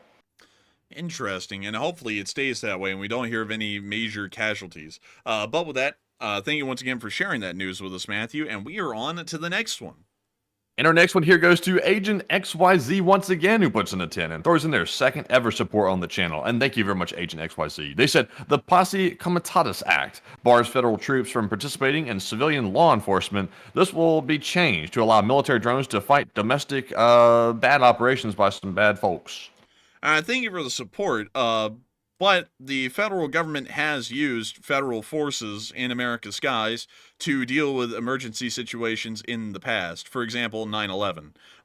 So I would say that that seems to be not necessarily the case, because we've already seen that just in 2001 that would have been shown to be not necessarily the reality of the situation. But I do thank you for the support and helping this channel to keep on running, because I just want to make this a little bit clear for everyone. On 9/11, aircraft were scrambled across the entirety of the United States to ensure that all domestic flights were grounded, and if they were not grounded, they would have then gotten authorization to shoot down the aircraft. So that pretty much was the very thing that you're talking about right there, and it didn't need for any laws to be changed. It was just how it works. That also would be a little bit wild for the U.S. government to say that federal troops could not be used on U.S. soil, because if, for say, someone starts invading the United States, what can we do? We just have to call forward the National Guard, and the federal army can't protect the United States. That wouldn't really make a lot of sense. So I thank you for the support and helping this channel to keep on running. And with that, we are on to the next one. And our next one here goes to S. Pedro, who puts in a 12. And thank you very much, Pedro, for that support. He said you can skip my super chat, but we're not going to skip it, Pedro. You put it in, and we're reading it. He said, a Russian warship 1914 lost to Germany was intentionally scuttled in Apra Harbor, Guam, April 7, 1917, when the U.S. entered World War I, marking the first shot fired by the U.S. in the war. And thank you so much for the support and sharing those big dates with us. And also, very nice to hear of two interesting things that happened on history in a day in history, and that a Russian ship was scuttled near Guam. I wonder if there's any remnants of that wreck these days. But still, thank you so much once again. I hope that does address that incredibly well. And with that, we are on to the next one. And this one goes to Christian McFarland, who puts an A5. And thank you very much, Christian. He said, Patriot missile operator here, and we could hit that shit with the oldest system, with the PAC-2. The issue is engagement threshold, and if operator knows. And I got to thank you so much for the support and helping this channel to keep on running. And I would agree with you. They certainly could hit a good amount of that stuff. I mean, the Patriot is a very competent system, and the THAAD is only even more competent. And so I thank you for the support, and I thank you for also weighing in your expertise as a Patriot battery operator. And so with that, thank you so much once again. I hope that does address that incredibly well. And also, let's see here. Let's see. What is this person talking about in the chat, man? I don't know if you see him. Because they're talking about, like, I don't know what they're talking about, but do you see, like, what they're saying? It sounds like something that is maybe a schizophrenic rant. Who is it? I don't want to say their name, but they have some numerals in their username. Numerals. I'm not seeing that one. I have it on live chat too, so I'm not sure which one you're seeing. If it's bad, just take it away. Yeah, I think I am, because that just seems like, that just seems schizo. I mean, they're talking about how the government fills their soldiers with vape, drug, mind control, and makes them kill people. I'm like, that's a little silly, because I have friends in the military, and I haven't ever heard of them, like, snorting stuff. I think that guy might be snorting something. But anyways, with that, we are on to the next one. And up next, our next one goes to Gator Nor, who puts in a 5 and does not leave a comment, but thank you very much, Gator Nor, for that support. We also have a 2 from Bruce Lee, as well as a 1 from Patrick Widla, as well as a 1 from Marc-Andre Brunette. And huge shout out to you, Gator, Bruce, Patrick, and Mark, for the support and helping to keep our channel running, because we do appreciate it indeed. And we also have a 4 from Plazov, who says Christmas Fund and LSA. And thank you so much for the support, Plazoth, and thank you for the Christmas Fund and helping this channel to keep on running. And with that, we are on to the next one. And our next one goes to Andrew Honeycutt, who puts in a 2 and says, how about that 442nd RCT and Daniel Inouye? And let me go see if I can pull that up. 442nd RCT. And the 442nd Regimental Combat Team was a segregated World War II infantry unit made up of Japanese Americans known as Nisai, who volunteered to fight for the United States. And yeah, this is one of the gray areas of history kind of a thing, because at the time, with the NAVAL incident, one could see how, the United States government would justify what they did, at least at the time. But then at the same time, there were there were second generation and even first generation Japanese Americans who were very loyal to the United States and were patriots of the United States of America and the Republic and fought on its side in World War II. And so that is it's a very interesting kind of a thing when you talk about history, and it's like, you can never make it out to be all great and all terrible. Well, sometimes you can make things out to be all terrible, like the Great Leap Forward in China is all terrible. There was nothing good about that at all. And then also what happened in Nazi Germany and in the Confederacy was all terrible, but also there are little nuanced things like the Free State of Winston, the reason why South Carolina may have seceded, which was not entirely about slavery, heavily about slavery, but still about generally the states' rights to control their own tax policies and such things as that, like with the Nullification Act of the late 1820s. And then on top of that, there are also things like with the internment of Japanese Americans, which with the Nihal incident would make sense, but then at the same time, they were putting completely innocent patriots in internment camps that then would go and fight for the United States overseas in the war. So, a very, very nuanced kind of a thing, but generally in the modern day, you can always look back in retrospect and say whether things were good or bad overall, which, of course, even still, one has to know the nuance, which makes things a little bit more complicated, at least at the time for the people who were living through those moments. Like, something that's going to be interestingly looked at, and I'll tell you all this right now, in the future, with how people are viewing the Russians right now in Ukraine, in about 80 years in the future, when all of y'all and myself are probably all long dead at that point, people of the future are going to judge y'all as extremely prejudicial to the Russians, to an unbiased degree, almost making them inhuman because of how stupid and incompetent we see them as being. And people are going to say, well, that just sounds wrong. And they weren't stupid and they weren't incompetent. And that was a dark time in American history because they were saying, because the Russians were doing absolutely heinous things in Ukraine, in our perspective in the modern day, that they were just ignorant and stupid, that was wrong. That's what people are going to be saying. And y'all are going to be like, no, they aren't, because they're going to see where I'm coming from. But no one ever sees where anyone's coming from 80 years later. I can promise y'all that. That's why everyone looks right now and goes, everything that everyone did in the past was wrong. And there's so many people that don't understand that everything that y'all are doing right now, in 80 years time, everyone's going to look at y'all as a reprehensible, just terrible human beings, myself included. And that's probably the craziest thing about it, because to y'all it makes sense. Like, the Russians truly are backwards. Technologically, they're backwards societally. They don't value human life. They'll allow their soldiers to get killed in the hundreds of thousands, if not over the millions, probably in the future. They are extremely reckless. Nuclear escalation is the norm.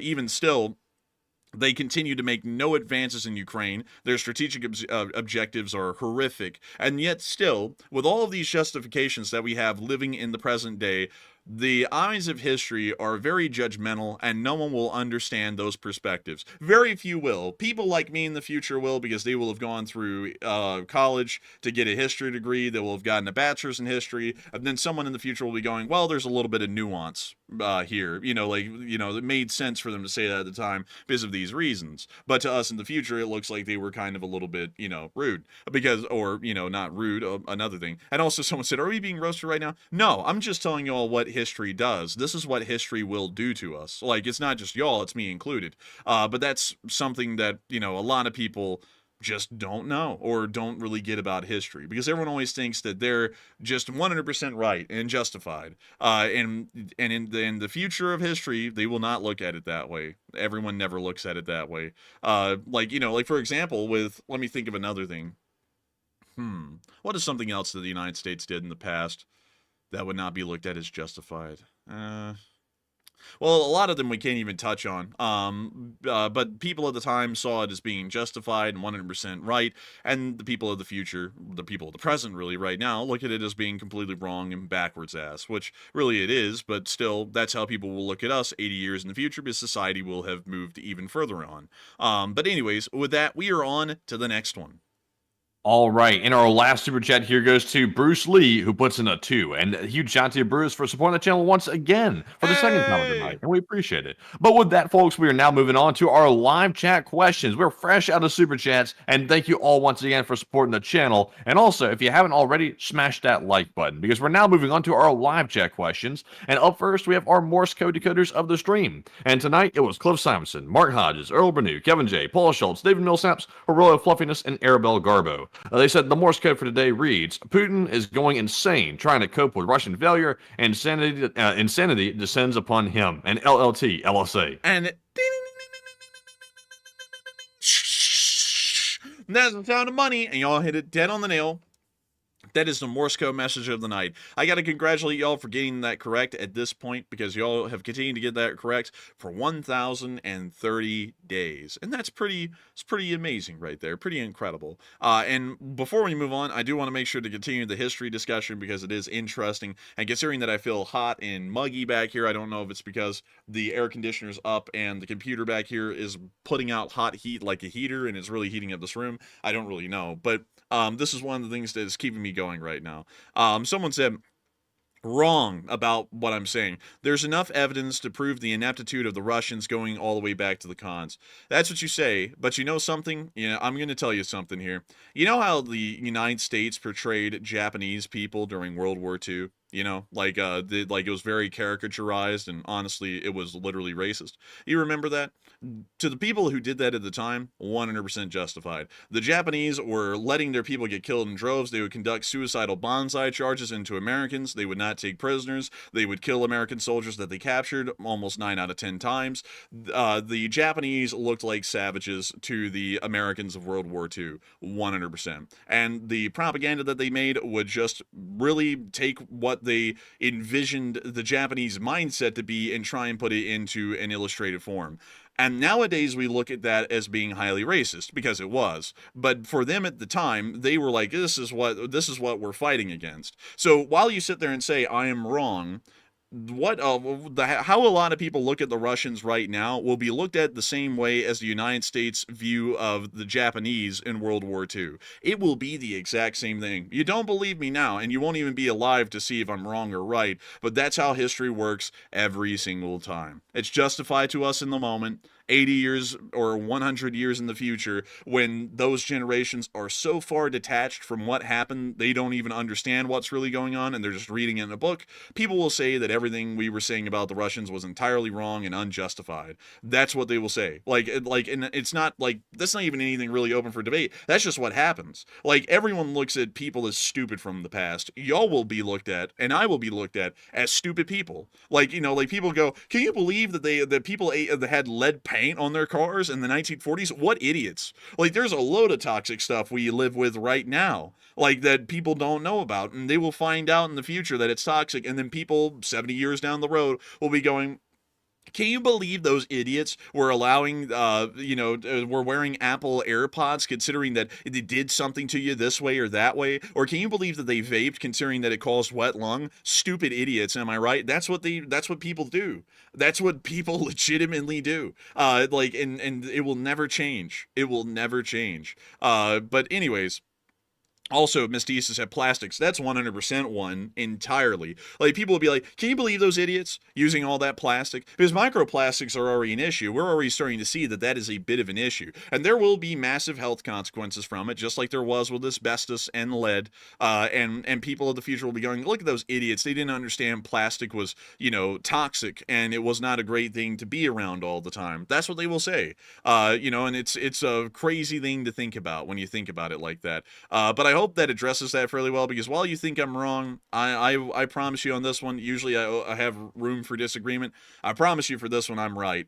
Like, you will, if you ever get to see what the future looks like when you're long gone, as well as I, you will see that people will be judging us very cruelly in the future and completely acting like we were stupid, backwards people, and they're the only enlightened people of their time. And then the next generations beyond them will do the exact same thing to those people. But anyways, with that, I hope that does address it the best I can, and we are on to the next one.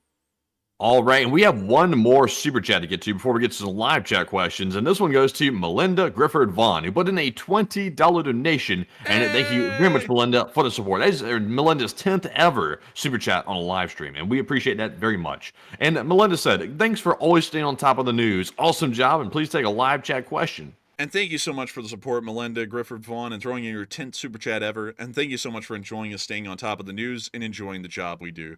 And with that, we will make sure to take a live chat question, and I thank you once again for the support and helping us to keep on rolling. And so with that, Matthew, what do we got? All right, so Melinda is taking us right into our live chat segment. And our first one here is going to go to AF Kaplan, who said, do you think that Russia will carry out the IRBM strike on Kyiv, or will they actually try it on another city? I think they actually would probably try it on Kyiv next, because that would be a real way to use the same weapon but escalate even further, is to just strike Kyiv directly with an Oreshnik. So I think that that certainly will be probably the future of the use of an IRBM in Ukraine. And so with that, thank you so much for the support, Melinda Grifford Vaughn, and helping this channel to keep on running, because if it was not for folks like you, we would not be able to make this thing possible. And with that, we are on to the next one. And our next one goes to Chesty Puller, who said, what are your opinions on U.S. defense capabilities against Russian ICBMs hypothetically if we did have to face them, and do you think we have satellite capabilities to defend against them? We do not have satellite abilities, that is guaranteed, and our general abilities to deal with an ICBM strike are very limited. We can intercept some of them, but it's not going to be all of them.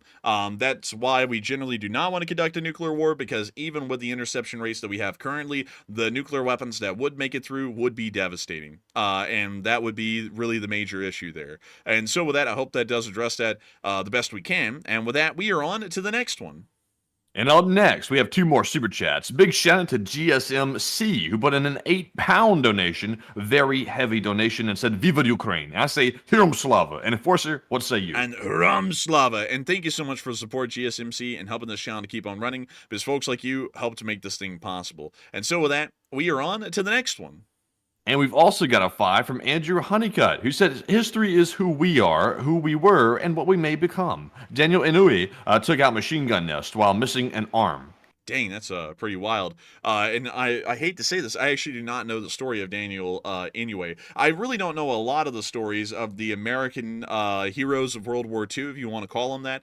Or I guess you could say the Medal of Honor recipients. I would assume that he is most likely a Medal of Honor recipient. The only one I know is Audie Murphy, and I only know him because of his name. I actually don't know a lot of his actual achievements in the war that got him a Medal of Honor. But beyond that, I do thank you so much for the support and sharing that with us, Andrew Honeycutt. And I would look into it a little bit more, but to be entirely honest with you, I am burning up right now, nauseous, and not really feeling that well. And I'm trying to power through and not really sound like that too badly, but I'm kind of a little bit into a rough spot at the moment, at least as far as my condition. But anyways, with that, we are on to the next one. All right, so it's now time for one more super chat, this time from Eason, who puts in a very generous $50 donation. Huge shout out to Eason for that very generous support once again, and we do appreciate it, Eason. Thank you very much for that. He said, LSA continues to march. And I thank you so much for the support, Eason, and the LSA does continue to march right on along. And I got to thank you so much once again for that massive support and helping this channel to keep on running, because if it was not for folks like you, we would not be able to make this thing possible. And so with that, thank you so much once again, and we are on to the next one. And our next question from the live chat. Moving on from Eason's very generous $50 donation, this one goes to Ultra Raptor, who said, I was wondering, since the internet is always behind and full of conflicting stories, what exactly is left of Russia's Black Sea Fleet, and how many ships do they have left? About a third of the actual combat service fleet remains. One of the submarines was largely destroyed, and they're currently sitting inside of the Vostochny Rayon at Novorossiysk. There isn't really much of it left, to be entirely honest with you, and it appears that the Russian Black Sea Fleet has been rendered combat ineffective in the future, and is most likely going to be a very small screening fleet, if anything, inside of its current configuration. And so with that, I hope that does address that the best I can. And with that, we are on to the third to last question of the night. And this one goes to Christian Cruz, who said, could the drones in U.S. airspace be a red team exercise to test the response and how the public reactions interfere with the government response? Possibly so, but generally public responses, while considered a little bit, you never really want to try that out in real form because you could end up causing a massive panic. And generally everyone would understand that there would be a bit of a panic in the situation of wartime, but you can just look at the Ukrainian civilian populace and see how they reacted at the outbreak of war and get a fairly good understanding of how the US population would react in the outbreak of war from a basic visceral emotional level in the actions that would follow. And so with that, I hope that does address that the best I can, and I thank you so much once again for asking a really interesting question. And with that, we are on to the second to last question of the night.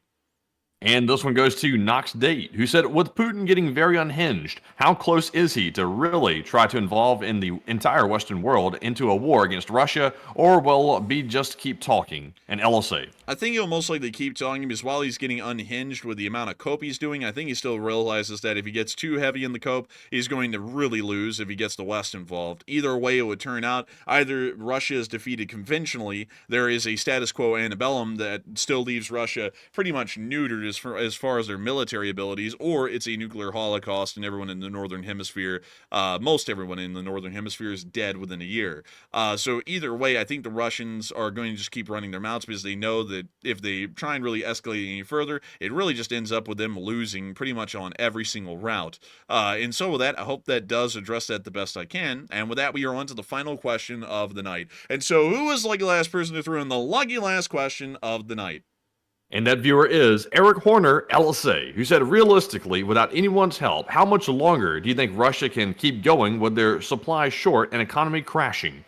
I believe that the Russian Federation can most likely hang on as long as they continue to cook the books. The Russians have truly pulled off, honestly, in my opinion, an economic miracle by surviving for 3 years, because we generally expected that they'd only be able to last really a year or 2 years. And now they're moving on to their third year. And while the economy is really starting to buckle, I believe that they probably could survive at least another year before the economy is too far gone. Usually, at least in the world wars, it took about 4 years for an economy to pretty much completely implode.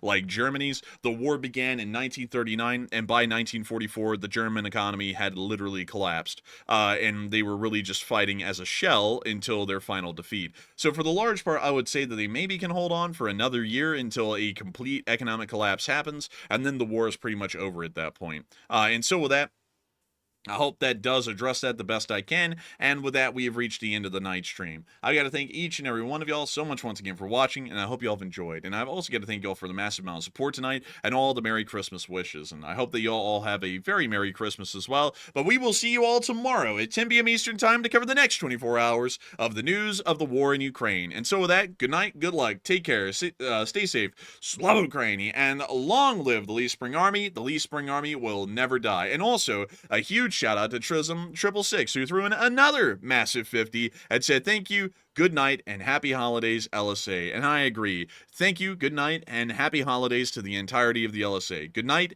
and take care. And with that, folks, thank you all once again for another fantastic stream tonight. And thank you, Trism, for that other super chat. We appreciate it. And with that, folks, be sure to join us tomorrow at 10 p.m. Eastern on the next Nightly War News stream, and tomorrow midday for a short war video if there is enough news to cover. But with that, Slava Ukraine, Herom Slava, get some rest, and, of course, good night.